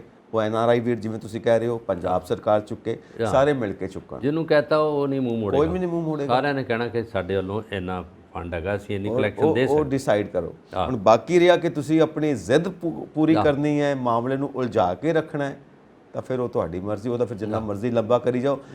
ਕਹਿੰਦੇ ਨੇ ਨਾ ਸਿਆਣੇ ਕਿ ਲੜਾਈ ਤੇ ਲੱਸੀ ਜਿੰਨੀ ਮਰਜ਼ੀ ਵਧਾ ਲਓ। ਹਾਂ ਸਹੀ ਗੱਲ। ਤਾਂ ਇਹਦੇ 'ਚ ਹੁਣ ਸਾਨੂੰ ਗੁਰੂ ਸਾਹਿਬ ਦੀ ਸਿੱਖਿਆ ਪਹਿਲਾਂ ਆਪਣੇ ਆਪ ਤੇ ਅਪਲਾਈ ਕਰਨੀ ਚਾਹੀਦੀ ਆ ਕਿ ਗੱਲ ਸਿਰਫ ਖਰਚੇ ਦੀ ਹੈ। ਮਾਮਲਾ ਤੇ ਸਾਂਝੀ ਵਾਲਤਾ ਦਾ ਹੈਗਾ, ਗੁਰੂ ਸਾਹਿਬ ਦਾ ਉਪਦੇਸ਼ ਹੈ, ਕੋਈ ਇਹਦੇ ਵਿੱਚ ਦੋ ਰਾਏ ਤਾਂ ਹੈ ਨਹੀਂ, ਰਾਏ ਤੇ ਇੱਕ ਹੀ ਇਹਦੇ 'ਚ ਜਾਣੀ। ਜੇ ਫ੍ਰੀ ਦੀ ਗੱਲ ਹੋਈ ਤੇ ਲੋਕ ਇਹਦੇ ਤੇ ਵੋਟਾਂ, ਜੇ ਵੋਟਿੰਗ ਕਰਨ ਤੇ ਸਾਰੇ ਲੋਕ ਸਾਰੇ ਬਹੁਮਤ ਇਸ ਪਾਸੇ ਆਊਗਾ ਕਿ ਦਰਬਾਰ ਸਾਹਿਬ ਲੋਕ ਇੱਥੋਂ ਤੱਕ ਕਹਿਣਗੇ ਜੇ ਪੰਜਾਬ ਸਰਕਾਰ ਨੇ ਸਾਰਾ ਖਰਚਾ ਚੁੱਕਣਾ ਹੈ ਨਾ ਤਾਂ ਅਸੀਂ ਫ੍ਰੀ ਦੀ ਬਿਜਲੀ ਨਹੀਂ ਲੈਂਦੇ, ਆ ਫ੍ਰੀ ਦੀ ਬਿਜਲੀ ਵਾਲਾ ਕਾਨੂੰਨ ਵਾਪਸ ਲੈ ਲਓ। ਬਿਲਕੁਲ ਸਹੀ ਗੱਲ, ਇਹ ਵੀ ਕਹਿ ਦੇਣਗੇ ਲੋਕ, ਅਸੀਂ ਨਹੀਂ ਲੈਣੀ ਫ੍ਰੀ ਦੀ ਬਿਜਲੀ। ਤੁਹਾਡਾ ਵੈਸੇ ਸੁਝਾਅ ਬੜਾ ਅੱਛਾ ਹੈ, ਲੋਕ ਕਹਿ ਦੇਣਗੇ ਕਿ ਅਸੀਂ ਫ੍ਰੀ ਬਿਜਲੀ ਨਹੀਂ ਲੈਂਦੇ, ਸਾਡੇ ਕੋਲ ਬਿੱਲ ਲਾਓ, ਬਿੱਲ ਲਓ ਤੇ ਸਾਨੂੰ ਗੁਰਬਾਣੀ ਸਾਡੇ ਘਰੋਂ ਘਰ ਕੀਰਤਨ ਦਰਬਾਰ ਅਸੀਂ ਸਰਵਣ ਕਰੀਏ। ਬਿਲਕੁਲ ਸਹੀ ਗੱਲ ਹੈ, ਹਾਂ ਕਿਉਂਕਿ ਇਹ ਮਾਮਲੇ ਲੋਕਾਂ ਨੇ ਸੁਲਝਾਣੇ ਹੁੰਦੇ ਨੇ, ਬਿਲਕੁਲ ਸਿਆਸੀ ਪਾਰਟੀਆਂ ਮਾਮਲੇ ਨਹੀਂ ਸੁਲਝਾਉਂਦੀਆਂ। ਉਹ ਤਾਂ ਪੁੱਛਦੇ ਨਹੀਂ ਨਾ, ਅਨੁਭਵ ਕਹਿੰਦਾ ਪਿਆ। ਇਹ ਚਾਰ ਲੀਡਰ ਬੋਲ ਦਿੰਦੇ ਆ, ਚਾਰ ਲੀਡਰ ਉਧਰ ਧਾਮੀ ਸਾਹਿਬ ਬੋਲ ਰਹੇ ਆ, ਸੁਖਬੀਰ ਬਾਦਲ ਜੀ ਬੋਲ ਰਹੇ ਆ, ਡਾਕਟਰ ਦਲਜੀਤ ਸਿੰਘ ਚੀਮਾ ਬੋਲ ਰਿਹਾ ਵਾ, ਫਿਰ ਆਪਣਾ ਪ੍ਰਤਾਪ ਸਿੰਘ ਬਾਜਵਾ ਬੋਲ ਰਹੇ ਆ, ਖਹਿਰਾ ਸਾਹਿਬ ਅਜੇ ਬੋਲੇ ਨਹੀਂ ਹੈਗੇ, ਨਵਜੋਤ ਸਿੱਧੂ ਵੀ ਬੋਲਣਗੇ, ਉਹ ਵੀ ਬੋਲਣਗੇ, ਪਰ ਇਸ ਫੇਵਰ 'ਚ ਨਹੀਂ ਬੋਲਣਗੇ ਕਿ ਅਸੀਂ ਚਾਹੁੰਦੇ ਹਾਂ ਕਿ ਜੋ ਭਗਵੰਤ ਮਾਨ ਨੇ ਕਿਹਾ ਤੂੰ ਉਹਨੂੰ ਪੂਰਾ ਉਤਾਰੀਏ, ਔਰ ਗੁਰੂ ਸਾਹਿਬ ਦਾ ਉਪਦੇਸ਼ ਹੈ ਘਰੋਂ ਘਰ ਪਹੁੰਚਾਈਏ। ਸਭ ਤੋਂ ਵੱਡਾ ਸੁਨੇਹਾ, ਵੱਡਾ ਪੈਗਾਮ ਸਾਰਿਆਂ ਲਈ ਸਾਂਝਾ ਹੈਗਾ, ਔਰ ਲੋਕ ਦੇਖ ਉਹਨਾਂ ਨੂੰ ਲੋਕ ਬੜਾ ਸਤਿਕਾਰ ਨਾਲ ਵੇਖਣਗੇ ਕਿ ਆ ਅੱਛੀ ਗੱਲ ਕੀਤੀ। ਮਲਕਾਰ ਜੀ ਪ੍ਰੋਬਲਮ ਇਹ ਹੈ, ਹਿਊਮਨ ਸਾਈਕੋਲੋਜੀ ਆ, ਅਸੀਂ ਕ੍ਰੈਡਿਟ ਲੈਣਾ ਚਾਹੁੰਦੇ ਹਾਂ। ਕ੍ਰੈਡਿਟ ਨਹੀਂ, ਦੂਜੇ ਦੀ ਗੱਲ ਨੂੰ ਉੱਪਰ ਨਹੀਂ ਜਾਣ ਦਿੰਦੇ ਕਿ ਉਹਨਾਂ ਨੇ ਕਿਹਾ ਕਿ ਜੇ ਇਹ ਮਾਮਲਾ ਭਗਵੰਤ ਮਾਨ ਦੀ ਸਰਕਾਰ ਲੈ ਗਈ ਮਾਮਲਾ ਤੇ ਲੋਕ ਇਹਨਾਂ ਦੇ ਫਿਰ ਫੇਵਰ 'ਚ ਹੋ ਜਾਣੇ ਆ, ਬਹੁਤ ਇਹ ਵੀ ਗੱਲ ਆ। ਮੈਂ ਕ੍ਰੈਡਿਟ ਲੈਣਾ, ਜੈ ਝੰਡਾ ਮੇਰਾ ਗੱਡਿਆ ਜਾਵੇ, ਸਮੱਸਿਆ ਆ ਹੈਗੀ, ਹੋਰ ਤਾਂ ਕੋਈ ਸਮੱਸਿਆ ਨਹੀਂ ਹੈਗੀ। ਬਿਲਕੁਲ ਲੋਕੀ ਕਹਿਣ ਵਾਹ ਜੀ ਵਾਹ ਤੁਸੀਂ ਕਮਾਲ ਕੀਤੀ, ਤੁਸੀਂ ਤਾਂ ਹੈਗੇ, ਹੋਰ ਤਾਂ ਕੋਈ ਹੈ ਹੀ ਨਹੀਂ। ਕਰਤਾਰਪੁਰ ਸਾਹਿਬ ਦੀ ਯਾਤਰਾ ਜਿਹੜੀ ਫ੍ਰੀ ਕਰ ਦਿੱਤੀ ਪਾਕਿਸਤਾਨ ਗਵਰਨਮੈਂਟ ਨੇ, ਇਮਰਾਨ ਖਾਨ ਸੀਗੇ ਉਹਦੇ ਵਿੱਚ, ਔਰ ਉਹਦੇ ਵਿੱਚ ਨਵਜੋਤ ਸਿੱਧੂ ਦਾ ਬੜਾ ਯੋਗਦਾਨ ਰਿਹਾ, ਔਰ ਉਹਦੇ ਵਿੱਚ ਬਾਜਵਾ ਸਾਹਿਬ ਸੀਗੇ ਜਿਹੜੇ ਉੱਥੋਂ ਦੇ ਡਾਇਰੈਕਟਰ ਜਨਰਲ ਸੀਗੇ ਆਰਮੀ ਦੇ, ਉਹ ਵੀ ਸੀਗੇ, ਔਰ ਬਹੁਤ ਲੋਕਾਂ ਨੇ ਮਿਲ ਕੇ ਸਾਰਾ ਕੁਝ ਕਰ ਲਿਆ, ਸ਼ਹਿਬਾਜ਼ ਸ਼ਰੀਫ ਔਰ ਬੜੇ ਉੱਥੋਂ ਦੇ ਲੋਕ ਸੀ, ਕਿਸੇ ਨੇ ਇਹਦੇ ਤੇ ਮੋੜਿਆ ਨਹੀਂ। ਜਦੋਂ ਇਹ ਮਾਮਲਾ ਆਇਆ ਔਰ ਉਹਦੇ 'ਚ ਕੁਲਦੀਪ ਸਿੰਘ ਵਡਾਲਾ ਬੜੀ ਦੇਰ ਤੋਂ ਇਹਦੇ ਬਾਰੇ ਜਾਂਦੇ ਰਹੇ ਆ, ਉਸ ਏਰੀਏ 'ਚ ਡੇਰਾ ਬਾਬਾ ਨਾਨਕ ਜਾ ਕੇ ਉੱਥੇ ਇਹ ਜਾ ਕੇ ਉਹ ਨਾਅਰੇ ਲਾਉਂਦੇ ਰਹੇ ਵੀ ਇਹ ਸਾਨੂੰ ਖੁੱਲ੍ਹ ਦੇ ਦਿਓ। ਔਰ ਜੋ ਅਸੀਂ ਜਦੋਂ ਅਖੰਡ ਪਾਠ ਕਰਦੇ ਹਾਂ, ਗੁਰੂ ਮਹਾਰਾਜ ਦੀ ਅਰਦਾਸ ਕਰਦੇ ਹਾਂ, ਇਹਦੇ ਵਿੱਚ ਪਾਕਿਸਤਾਨ ਵਿੱਚ ਜਿਹੜੇ ਸਥਿਤ ਗੁਰਦੁਆਰੇ ਨੇ, ਅਸੀਂ ਚਾਹੁੰਦੇ ਕਿ ਸਾਨੂੰ ਉਹਦੇ ਖੁੱਲ੍ਹੇ ਦਰਸ਼ਨ ਹੋਣ, ਔਰ ਅਰਦਾਸ ਪੂਰੀ ਹੋ ਗਈ ਕਿਉਂਕਿ ਲੋਕਾਂ ਨੇ ਮੰਗ ਲਿਆ ਸੀਗਾ। ਔਰ ਇਹ ਵੀ ਉਸੇ ਤਰ੍ਹਾਂ ਦਾ ਇੱਕ ਮੁੱਦਾ ਹੈਗਾ, ਉਹ ਖੋਲ੍ਹ ਦਿੱਤਾ, ਨਹੀਂ ਤਾਂ ਸਾਨੂੰ ਬੜੇ ਤਰ੍ਹਾਂ ਦੇ ਵੀਜ਼ੇ, ਬੜੀ ਤਰ੍ਹਾਂ ਦੇ ਪਰਮਿਸ਼ਨ ਲੈ ਕੇ ਜਾਣਾ ਪੈਂਦਾ ਸੀ ਕਰਤਾਰਪੁਰ ਸਾਹਿਬ। ਹੁਣ ਜਦੋਂ ਤੁਸੀਂ ਥੋੜੀ ਜਿਹੀ ਮਾਮੂਲੀ ਜੀ ਫੀਸ ਹੈਗੀ ਆ, ਤੁਸੀਂ ਜਾਓਗੇ ਔਰ ਲੋਕ ਮਿਲਦੇ ਆ, ਔਰ ਵਿਛੜੇ 50, 75, 70 ਸਾਲਾਂ ਦੇ ਭੈਣ ਭਰਾ ਉੱਥੇ ਮਿਲਦੇ ਜਾ ਕੇ, ਜਿਹੜੇ ਕੁਝ ਮੁਸਲਮਾਨ ਬਣ ਗਏ ਆ, ਸਿੱਖਾਂ ਤੋਂ ਕਈ ਸਿੱਖਾਂ ਜਿਹੜੇ ਪਰਿਵਾਰ ਸੀ ਇੱਧਰ ਆ ਕੇ ਉੱਜੜ ਕੇ ਭੈਣ ਭਰਾ ਮਿਲਦੇ ਆ ਔਰ ਗਲਵਕੜੀਆਂ ਪੈਂਦੀਆਂ। ਉਹ ਵੇਖੋ ਕਿੱਡਾ ਵੱਡਾ ਜਿਹੜਾ ਹੈਗਾ ਬਣ ਗਿਆ ਗੱਲ ਕਿ ਭੈਣ ਭਰਾ ਮਿਲਦੇ ਆ, ਛੋਟੇ ਛੋਟੇ ਜਿਹੜੇ ਬੱਚੇ ਸੀ ਉਦੋਂ ਵਿਛੜ ਗਏ ਸੀਗੇ, ਹੁਣ ਵੱਡੇ ਹੋ ਗਏ ਆ, ਕੋਈ ਮੁਸਲਮਾਨ ਬਣ ਗਿਆ, ਕੋਈ ਸਿੱਖ ਬਣ ਗਿਆ, ਕੋਈ ਹਿੰਦੂ ਬਣ ਗਿਆ। ਇਹ ਵੀ ਧਰਮ ਇਕੱਠੇ ਹੋ ਕੇ ਬੜਾ ਵੱਡਾ ਗੁਰੂ ਸਾਹਿਬ ਦਾ ਇਹ ਪੈਗਾਮ ਹੈ ਲੋਕਾਂ ਨੂੰ। ਬਿਲਕੁਲ ਜੀ, ਅਸੀਂ ਥੋੜੇ ਦਿਨ ਪਹਿਲਾਂ ਇੱਕ ਇੰਟਰਵਿਊ ਰਿਕਾਰਡ ਕੀਤੀ ਸੀ ਜੀ, ਉਹ ਪਾਕਿਸਤਾਨ ਤੋਂ ਹੀ ਨੇ, ਉਹ ਮੈਡਮ ਸ਼ਹਿਜ਼ਾਦ, ਤੇ ਉਹ ਸਾਡੇ YouTube ਚੈਨਲ ਦੇ ਉੱਤੇ, ਪੰਜਾਬ ਮੇਲ USA TV ਦੇ YouTube ਚੈਨਲ ਦੇ ਉੱਤੇ ਅਵੇਲੇਬਲ ਹੈ। ਔਰ ਤੁਸੀਂ ਦੇਖ ਸਕਦੇ ਹੋ ਕਿ ਪਾਕਿਸਤਾਨ ਦੇ ਵਿੱਚ ਵੀ ਗੁਰੂ ਘਰਾਂ ਦੀ ਯਾਤਰਾ ਵਾਸਤੇ ਉਹ ਕਿੱਦਾਂ ਮਦਦ ਕਰਦੇ ਨੇ ਔਰ ਕਿੱਦਾਂ ਦਰਸ਼ਨ ਕਰਨ ਵਾਸਤੇ ਜਾਂਦੇ ਨਹੀਂ ਹੈ, ਉੱਥੇ ਸੰਗਤਾਂ ਜਾਂਦੀਆਂ ਨੇ, ਕਿੰਨੀਆਂ ਖੁਸ਼ ਹੁੰਦੀਆਂ ਨੇ ਜਦੋਂ ਘਰਾਂ 'ਚ ਜਾਂਦੇ, ਉੱਥੇ ਲੋਕਾਂ ਨੂੰ ਮਿਲਦੇ ਆ, ਫਿਰ ਉਹਨਾਂ ਨੂੰ ਫੂਲ ਮਾਲਾ ਦਿੰਦੇ ਆ, ਪਿਆਰ ਮਿਲਦਾ, ਮੁਹੱਬਤ ਮਿਲਦੀ ਆ, ਸਤਿਕਾਰ ਕਰਦੇ ਆ, ਲੋਕ ਉਹਨਾਂ ਨੂੰ ਘਰੋਂ ਘਰ ਖਾਣਾ ਦਿੰਦੇ ਆ, ਫਿਰ ਉਹ ਉੱਥੋਂ ਮਿੱਟੀ ਲੈ ਕੇ ਆਉਂਦੇ ਆ, ਕੁਝ ਇੱਟ ਇੱਕ ਅੱਧੀ ਕੋਈ ਯਾਦਗਾਰ ਲੈ ਕੇ ਆਉਂਦੇ, ਯਾਦਾਂ ਲੈ ਕੇ ਆਉਂਦੇ। ਸੋ ਅਸੀਂ ਹੁਣ ਅੱਗੇ ਵਧੀਏ ਕਿ ਹਰ ਪਾਸੇ ਸ਼ਾਂਤੀ ਹੋਵੇ। ਸਾਡੇ ਮਨੀਪੁਰ, ਭਾਰਤ ਦੇ ਵਿੱਚ ਮਨੀਪੁਰ ਦੇ ਵਿੱਚ ਬੜੀ ਹਿੰਸਾ ਚੱਲਦੀ ਪਈ ਹੈ, ਉੱਥੇ ਵੀ ਗਰੁੱਪਾਂ ਦਾ ਆਪਸ ਦੇ ਵਿੱਚ ਲੋਕਾਂ ਦੀ ਝੜਪ ਹੁੰਦੀ ਪਈ ਹੈ, ਆਮ ਪਬਲਿਕ ਝੜਪ ਦੇ ਉੱਤੇ ਉਤਰੀ ਹੋਈ ਹੈ ਤੇ ਫੌਜ ਦੀ ਉੱਥੇ ਤਾਇਨਾਤੀ ਕੀਤੀ ਗਈ ਹੈ, ਫਲੈਗ ਮਾਰਚ ਹੋ ਰਹੇ ਨੇ, ਲਗਾਤਾਰ ਕਰਫਿਊ ਲੱਗਾ ਹੋਇਆ ਔਰ ਇਹ ਪੂਰੇ ਵਿਸ਼ਵ ਦੇ ਵਿੱਚ ਚਰਚਾ ਦਾ ਵਿਸ਼ਾ ਬਣਿਆ ਹੋਇਆ ਕਿ ਹੋਇਆ ਤੇ ਹੋਇਆ ਕੀ ਹੈ ਮਨੀਪੁਰ ਦੇ ਵਿੱਚ। ਵੈਸੇ ਜਦੋਂ ਆਪਾਂ ਗੱਲ ਕਰਦੇ ਹਾਂ ਇੰਡੀਆ ਦੀ, ਜਦੋਂ ਕਦੇ ਅੰਗਰੇਜ਼ ਗਏ ਆ ਉਦੋਂ ਤਾਂ ਲੋਕਾਂ 'ਚ ਸ਼ਾਂਤੀ ਸੀ, ਜਦੋਂ ਉਹਨਾਂ ਦੀ ਹਕੂਮਤ ਸੀਗੀ। ਜਦੋਂ ਉਹ ਇੱਥੋਂ ਪਾਸਾ ਵੱਟ ਕੇ ਤੇ ਸਾਡੇ ਵਿੱਚ ਹਿੰਸਾ ਤੇ ਵਾਰਦਾਤਾਂ ਤੇ ਸਾਡੇ 'ਚ ਲੜਾਈਆਂ ਝਗੜੇ ਔਰ ਸ਼ੋਰੇਬਾਜ਼ੀ, ਬਲੱਡ ਸ਼ੈੱਡ, ਖੂਨ ਖਰਾਬਾ ਹਰ ਕਿਤੇ ਨਾ ਕਿਤੇ ਸਟੇਟ 'ਚ ਹੁੰਦਾ ਰਹਿੰਦਾ। ਔਰ ਜੇ ਅਸੀਂ ਪੰਜਾਬ ਦੀ ਗੱਲ ਕਰਦੇ, ਪੰਜਾਬ 'ਚ ਕ੍ਰਾਈਮ ਹੋ ਰਿਹਾ, ਫਲਾਨਾ ਹੋ ਰਿਹਾ, ਬਾਹਰਲੇ ਸੂਬਿਆਂ 'ਚ ਵੀ ਬਹੁਤ ਹੋ ਗਿਆ। ਹੁਣ ਮਣੀਪੁਰ, ਇੰਫਾਲ ਉਹਦੀ ਰਾਜਧਾਨੀ ਹੈ। ਵੈਸੇ ਬਲਕਾਰ ਜੀ ਇੱਕ ਚੀਜ਼ ਕਹੀ ਜਾਂਦੀ ਹੈ ਕਿ ਇਹ ਜਿਹੜੇ ਸਾਰੇ ਘਟਨਾਕ੍ਰਮ ਨੇ, ਇਹ ਕਤਲੋ ਗਾਰਤ, ਇਹ ਕਰਵਾਈਆਂ ਜਾਂਦੀਆਂ ਨੇ ਆਮ ਲੋਕਾਂ ਨੇ ਤਾਂ ਕਿੱਥੋਂ ਕਰਨੀਆਂ ਨੇ? ਆਮ ਲੋਕਾਂ ਕੋਲ ਤਾਂ ਹਥਿਆਰ ਹੀ ਨਹੀਂ ਹੁੰਦੇ। ਨਹੀਂ ਨਹੀਂ, ਹਾਂ, ਇਹਦੇ ਪਿੱਛੇ ਕਈ ਤਰ੍ਹਾਂ ਦੇ ਛੜਯੰਤਰ ਹੁੰਦੇ ਆ, ਕਈ ਤਰ੍ਹਾਂ ਦੀਆਂ ਸਕੀਮਾਂ ਹੁੰਦੀਆਂ, ਕਈ ਤਰ੍ਹਾਂ ਦੀਆਂ ਜਿਹੜੀਆਂ ਨੀਤੀਆਂ ਹੁੰਦੀਆਂ ਜਿਹੜੇ ਪੈ ਜਾਂਦੇ ਮਗਰ। ਔਰ ਇਹ ਦੋ ਆਦਿਵਾਸੀ ਜਿਹੜੇ ਉੱਥੋਂ ਦੇ, ਉਹਨਾਂ ਦੇ ਆਪਸੀ ਲੜਾਈ ਹੈ, ਕੁਕੀਜ਼ ਆ ਔਰ ਦੂਸਰੇ ਨੇ ਉਹਨਾਂ ਦਾ ਆਪਸੀ ਜਿਹੜੇ ਮੈਤੋਈ, ਉਹਨਾਂ ਦੇ ਆਪਸੀ ਲੜਾਈ ਹੋ ਰਹੀ ਆ। ਔਰ ਉਹਨਾਂ ਦੇ ਜਿਹੜੇ ਕੁਝ ਖੇਤ ਨੇ ਉਹਨਾਂ ਤੋਂ ਲੜਾਈ ਹੋਈ ਆ। ਔਰ ਉਹਨਾਂ 'ਤੇ ਹੁਣ ਆਰਮੀ ਨੇ ਫਲੈਗ ਮਾਰਚ ਕਰਤਾ ਸ਼ੁਰੂ ਉੱਥੇ। ਔਰ ਉੱਥੇ ਦੀ ਜਿਹੜੀ ਆ ਲੋਕਲ ਜਿਹੜੀ ਸਰਕਾਰ ਉਹਨਾਂ ਦੇ ਹੱਥ ਵੱਸ ਨਹੀਂ ਹੈਗਾ। ਉਹਨਾਂ ਦੇ ਘਰਾਂ ਨੂੰ ਅੱਗ ਲਾਤੀ ਹੈ, ਮੰਤਰੀਆਂ ਦੇ ਘਰਾਂ ਨੂੰ ਅੱਗ ਲਾਤੀ ਉਹਨਾਂ ਨੇ। ਔਰ ਉੱਥੇ ਜਿਹਦੇ ਸਬਜ਼ੀ ਜਾਂ ਜੋ ਕੁਝ ਬੀਜਦੇ ਸੀ, ਹੁਣ ਖੇਤ ਖਾਲੀ ਹੋ ਗਏ। ਔਰ ਉੱਥੇ ਇੱਕ ਇਸ ਤਰ੍ਹਾਂ ਦਾ ਇੰਫਾਲ ਦੇ ਵਿੱਚ ਇੱਕ ਇਸ ਤਰ੍ਹਾਂ ਦਾ ਬਾਜ਼ਾਰ ਹੈਗਾ ਜਿਹਨੂੰ ਮਾਂ ਮਾਰਕੀਟ ਕਹਿੰਦੇ, ਮਾਂ ਦਾ ਬਾਜ਼ਾਰ ਹੈਗਾ। ਉੱਥੇ ਔਰਤਾਂ ਹੀ ਜਿਹੜੀਆਂ ਚੀਜ਼ਾਂ ਵੇਚਦੀਆਂ, ਜਿੰਨੇ ਵੀ ਉੱਥੇ ਕੱਪੜੇ ਨੇ ਰੈਡੀਮੇਡ ਨੇ, ਉਹ ਆਂਦੇ ਹੁਣ ਆਂਦੀਆਂ ਨੋ ਪ੍ਰੋਫਿਟ ਦੇ ਰੇਟ 'ਤੇ ਅਸੀਂ ਵੇਚ ਰਹੀਆਂ, ਸਾਨੂੰ ਕੋਈ ਪ੍ਰੋਫਿਟ ਨਹੀਂ, ਲੈ ਕੇ ਤੇ ਜਾਓ। ਕੋਈ ਆਉਂਦਾ ਨਹੀਂ, ਕਰਫਿਊ ਲਗਾਤਾਰ ਲੱਗਾ ਰਹਿੰਦਾ। ਕੱਲ੍ਹ ਕਰਫਿਊ ਦੇ ਵਿੱਚ ਥੋੜ੍ਹੀ ਜਿਹੀ ਢਿੱਲ ਦਿੱਤੀ ਉਹਨਾਂ ਨੇ, ਲੋਕਾਂ ਨੇ ਸਬਜ਼ੀਆਂ ਦੀ ਖਰੀਦੋ ਫਰੋਖਤ ਕੀਤੀ, ਸਾਰਾ ਕੁਝ ਕੀਤਾ। ਪਰ ਉਹ ਲੇਡੀਜ਼ ਕਹਿ ਰਹੀਆਂ ਕਿ ਸਾਡੇ ਕੋਲ ਹੁਣ ਇਹ ਹੈਗਾ ਕਿ ਮਾਰਕੀਟ ਇਸ ਤਰ੍ਹਾਂ ਦੀ, ਸਾਡਾ ਤਿਲ ਮਾਰਿਆ ਭੁੰਜੇ ਨਹੀਂ ਸੀ ਪੈਂਦਾ, ਹੁਣ ਇੱਥੇ ਆਉਂਦਾ ਕੋਈ ਨਹੀਂ ਹੈਗਾ ਕਿਉਂਕਿ ਬਾਜ਼ਾਰ ਬੰਦ ਹੋ ਗਿਆ ਔਰ ਕਰਫਿਊ ਲੱਗਾ ਰਹਿੰਦਾ ਉੱਥੇ ਸਾਰੇ ਪਾਸੇ। ਆਰਮੀ ਘੁੰਮਦੀ ਆ ਔਰ ਉੱਥੇ ਆਰਮੀ ਦੀਆਂ ਵੀ ਝੜਪਾਂ ਆਪਸ ਵਿੱਚ ਬਹੁਤ ਹੋ ਗਈਆਂ, ਆਪਸੀ ਲੜਾਈ ਵੀ ਹੋਈ ਉੱਥੇ। ਔਰ ਬਹੁਤ ਸ਼ਰਨਾਰਥੀ ਮਿਆਂਮਾਰ ਤੋਂ ਵੀ ਆ ਕੇ ਉੱਥੇ ਬਹਿ ਗਏ ਆ। ਔਰ ਉਹਦੇ ਵਿੱਚ ਇਹ ਹੋ ਗਿਆ ਕਿ ਇਸ ਕੰਟਰੀ ਦੇ ਵਿੱਚ ਜਿਹੜਾ ਕੰਟਰੋਲ ਕਰਨਾ ਕਈ ਵਾਰੀ ਉਹਨਾਂ ਤੋਂ ਦੂਰ ਹੋ ਜਾਂਦਾ। ਪਰ ਇਹਦੇ ਵਿੱਚ ਉੱਥੋਂ ਦੇ ਲੋਕਾਂ ਦਾ ਤੇ ਜਿਹੜੇ ਹੋਰ ਕਾਂਗਰਸੀ ਲੀਡਰ ਨੇ, ਉਹਨਾਂ ਨੇ ਕਿਹਾ ਵਾਗਾ ਕਿ ਇਹਦੇ ਵਿੱਚ ਪ੍ਰਧਾਨ ਮੰਤਰੀ ਨੇ ਦੋ ਲਫ਼ਜ਼ ਵੀ ਨਹੀਂ ਕਹੇ ਕਿ ਲੋਕਾਂ ਨੂੰ ਕਹਿੰਦੇ ਕਿ ਸ਼ਾਂਤੀ ਕਰੋ, ਅਸੀਂ ਤੁਹਾਡੇ ਨਾਲ ਆ, ਤੁਸੀਂ ਕਿਉਂ ਲੜਦੇ ਜੇ, ਕਾਹਦੇ ਲਈ ਲੜਾਈ ਪਾਈ, ਤੁਸੀਂ ਇੰਡੀਅਨ ਜੇ, ਤੁਸੀਂ ਹਿੰਦੁਸਤਾਨੀ ਜੇ। ਉਹ ਲੋਕਾਂ ਦਾ ਇਹ ਰੰਜਿਸ਼ ਹੈ ਕਿ ਪ੍ਰਧਾਨ ਮੰਤਰੀ ਸਾਹਿਬ ਨੇ ਇੱਕ ਲਫ਼ਜ਼ ਨਹੀਂ ਕਿਹਾ। ਉਹ ਕਹਿੰਦੇ ਉਹਨਾਂ ਨੂੰ ਉਹ ਦੌਰਾ ਆਪਣਾ ਜਿਹੜਾ ਉੱਥੋਂ ਮਨਸੂਖ ਨਹੀਂ ਕਰ ਸਕੇ। ਉਹ ਵਿਜ਼ਿਟ ਕਰ ਰਹੇ ਆ ਅਮਰੀਕਾ ਦੀ, ਅਤੇ ਇੱਥੇ ਜੋ ਪੁਆੜਾ ਪਿਆ ਵਾ ਇੰਡੀਆ ਵਿੱਚ, ਉਹਨਾਂ ਨੂੰ ਇਹ ਨਹੀਂ ਸਮਝਿਆ ਕਿ ਇੰਡੀਆ 'ਚ ਤਾਂ ਅੱਗ ਬੜ ਰਹੀ ਹੈ ਅਤੇ ਅਸੀਂ ਉੱਥੇ ਜਾ ਰਹੇ ਹਾਂ। ਉਹਨਾਂ ਨੂੰ ਕਹਿੰਦੇ ਕਿੱਧਰ ਦੀਆਂ ਜਿਹੜੀਆਂ ਉੱਧਰ ਮੀਟਿੰਗਾਂ ਰੱਖਣ ਦਾ ਚੇਤਾ ਆ ਗਿਆ। ਇਹ ਕਾਂਗਰਸੀ ਲੀਡਰਾਂ ਦੀ ਹੈਗੀ ਆ।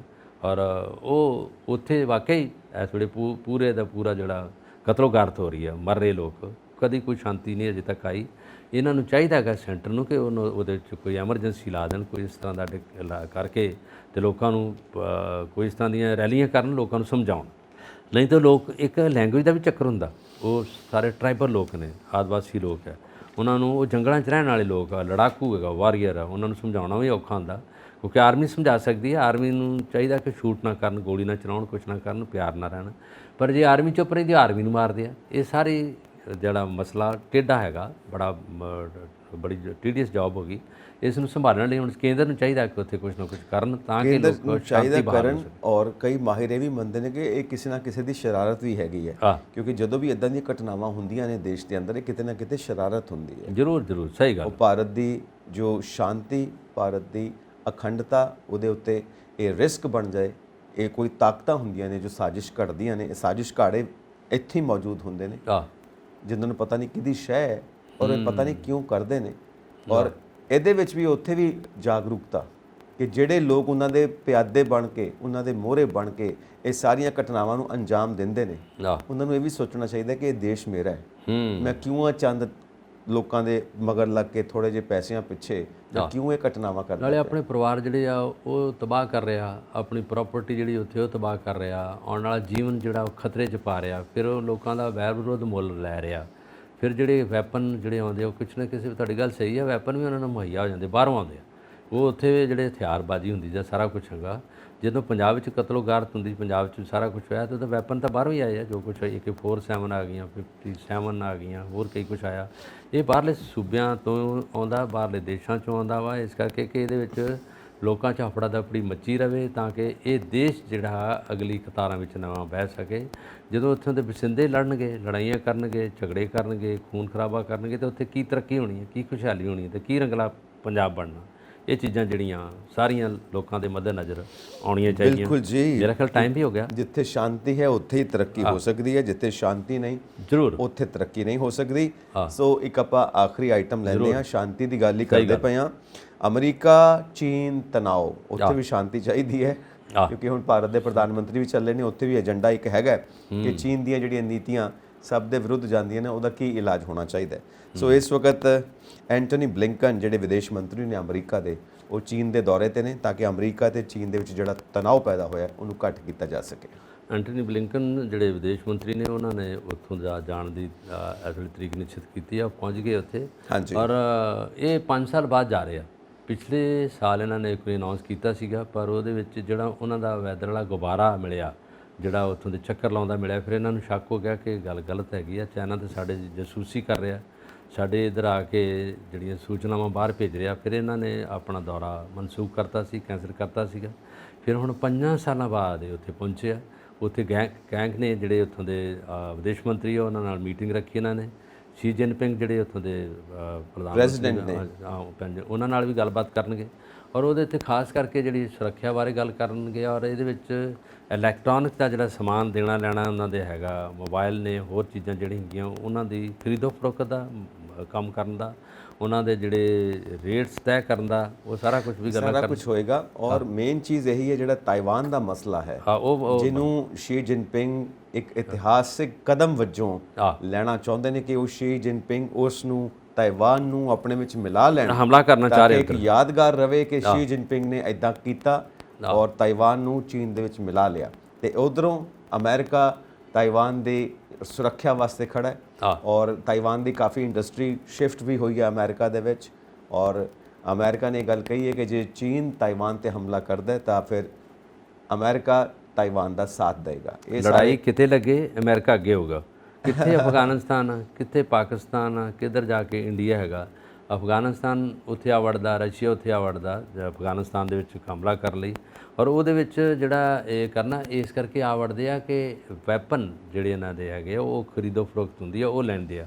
ਹੁਣ ਤਾਈਵਾਨ ਕੋ ਤਾਂ ਉਹ ਹੈ ਨਹੀਂ ਇੰਨਾ ਕੁਛ ਹੈਗਾ, ਉਹਨੂੰ ਵਿਚਾਰੇ ਨੂੰ ਇਹਨਾਂ ਕੋ ਮੁੱਲ ਲੈਣੇ ਪੈਣੇ ਆ, ਰਡਾਰ ਲੈਣੇ ਪੈਣੇ ਆ, ਮਿਸਾਈਲਾਂ ਲੈਣੀਆਂ ਪੈਣੀਆਂ, ਪਰਮਾਣੂ ਲੈਣੇ ਪੈਣੇ ਆ, ਉਹ ਸਾਰਾ ਕੁਝ ਫਿਰ ਉਹ ਗਹਿਣੇ ਤਾਂ ਰਹਿ ਜਾਊਗਾ। ਚਾਈਨਾ ਦੇ ਵਾਸਤੇ ਚੁਣੌਤੀ ਹੈ ਇਲੈਕਟ੍ਰੋਨਿਕ ਆਈਟਮਸ ਦੇ ਵਿੱਚ ਤਾਈਵਾਨ ਅੱਗੇ ਹੈ ਪ੍ਰੋਡਕਟਸ ਜਿਹੜੀਆਂ ਇਲੈਕਟ੍ਰੋਨਿਕ ਆਈਟਮਸ ਤਦ ਕਰਕੇ ਉਹਨੂੰ ਘੇਰਦਾ। ਇਸ ਕਰਕੇ ਚੀਨ ਦਾ ਕੰਪੀਟੀਟਰ ਵੀ ਹੈਗਾ, ਉਹ ਵੀ ਹੈਗਾ ਜਿਸ ਕਰਕੇ ਕਿ ਇਹਨੂੰ ਪਤਾ ਕਿ ਮੇਰੀ ਜਿਹੜੀ ਮਾਰਕੀਟਿੰਗ ਹੈ ਨਾ ਉਹ ਡਾਊਨ ਹੀ ਕਰ ਰਿਹਾ ਤਾਈਵਾਨ ਦਾ। ਪਰ ਇਸ ਵੇਲੇ ਤਾਈਵਾਨ ਦੀਆਂ ਚੀਜ਼ਾਂ ਇੰਨੀਆਂ ਜਿਹੜੀਆਂ ਹੰਡਣ ਵਾਲੀਆਂ ਜਾਂ ਇੰਨਾ ਕੁਛ ਨਹੀਂ ਕਿ ਜਿੱਥੇ ਚਾਈਨਾ ਖੜਾ, ਚਾਈਨਾ ਦੀਆਂ ਚੀਜ਼ਾਂ ਇੰਡੀਆ 'ਚ ਤਾਈਵਾਨ ਦੀ ਚੀਜ਼ ਕਦੀ ਕੋਈ ਦੇਖੋਗੇ, ਇਲੈਕਟ੍ਰੋਨਿਕ ਦਾ ਸਮਾਨ ਦੇਖੋਗੇ, ਫਰਾਂਸ ਜਪਾਨ 'ਚ ਦੇਖੋਗੇ, ਔਰ ਅਮਰੀਕਾ 'ਚ ਦੇਖੋ, ਅਮਰੀਕਾ 'ਚ ਸਾਰਾ ਸਮਾਨ ਚਾਈਨਾ ਦਾ ਜਾਂਦਾ। ਤੁਸੀਂ ਦੇਖੋ ਨਿਊਜ਼ੀਲੈਂਡ 'ਚ ਸਾਰਾ ਸਮਾਨ ਉੱਥੇ ਹੋਊਗਾ। ਸੈਕੰਡ ਹੈਂਡ ਗੱਡੀਆਂ ਚਾਈਨਾ ਵੇਚ ਰਿਹਾ ਉੱਥੇ, ਰੈਸਟੋਰੈਂਟ ਉਹਨਾਂ ਦੇ ਆਪਣੇ ਹੈਗੇ ਆ। ਔਰ ਜੋ ਸਮਾਨ ਉਹਨਾਂ ਦਾ ਦੀਵਾਲੀ 'ਤੇ ਜੇ ਪਟਾਕੇ ਤੇ ਜਾਂ ਲਾਈਟਾਂ ਨੇ ਗਈਆਂ ਇੰਡੀਆ 'ਚ ਸਾਰੀਆਂ ਇਹਦੀਆਂ ਹੁੰਦੀਆਂ। ਔਰ ਚਾਈਨਾ ਸਭ ਤੋਂ ਅੱਗੇ ਬਹਿ ਜਾਂਦਾ ਔਰ ਭਾਵੇਂ ਵੱਡੀ ਕਤਾਰ 'ਚ ਹੈਗਾ ਪਾਪੂਲੇਸ਼ਨ ਦੇ ਲਿਹਾਜ਼ ਨਾਲ, ਪਰ ਅਸੀਂ ਪਾਪੂਲੇਸ਼ਨ 'ਚ ਵੀ ਅੱਗੇ ਵੱਧ ਗਏ ਹਾਂ, ਬਾਕੀ ਕੰਮਾਂ 'ਚ ਅਸੀਂ ਪਿੱਛੇ ਹਾਂ, ਪਰ ਚਾਈਨਾ ਅੱਗੇ ਆ ਉਹਦੇ ਨਾਲ। ਅਸੀਂ ਹਸਪਿਟੈਲਿਟੀ ਦੇ ਵਿੱਚ ਸਰਵਿਸ ਸੈਕਟਰ ਦੇ ਅੱਗੇ ਹਾਂ, ਪਰ ਵੱਖਰੀ ਗੱਲ ਹੈ ਕਿ ਬਾਈ ਕੰਪਲਸ਼ਨ ਅਸੀਂ ਉਹ ਲਿੱਤੀ ਹੈ, ਬਾਈ ਚੁਆਇਸ ਨਹੀਂ ਲਿੱਤੀ। ਖੈਰ ਤੁਸੀਂ ਵੀ ਆਪਣੇ ਵਿਚਾਰ ਸਾਨੂੰ ਇਨਬਾਕਸ ਕਰੋ, ਸਾਡਾ ਚੈਨਲ ਪੰਜਾਬ ਮੇਲ USA TV ਸਬਸਕ੍ਰਾਈਬ ਕਰੋ। ਚਲਿਏ ਬਲਕਾਰ ਜੀ ਬਿਲਕੁਲ, ਸਤਿ ਸ਼੍ਰੀ ਅਕਾਲ।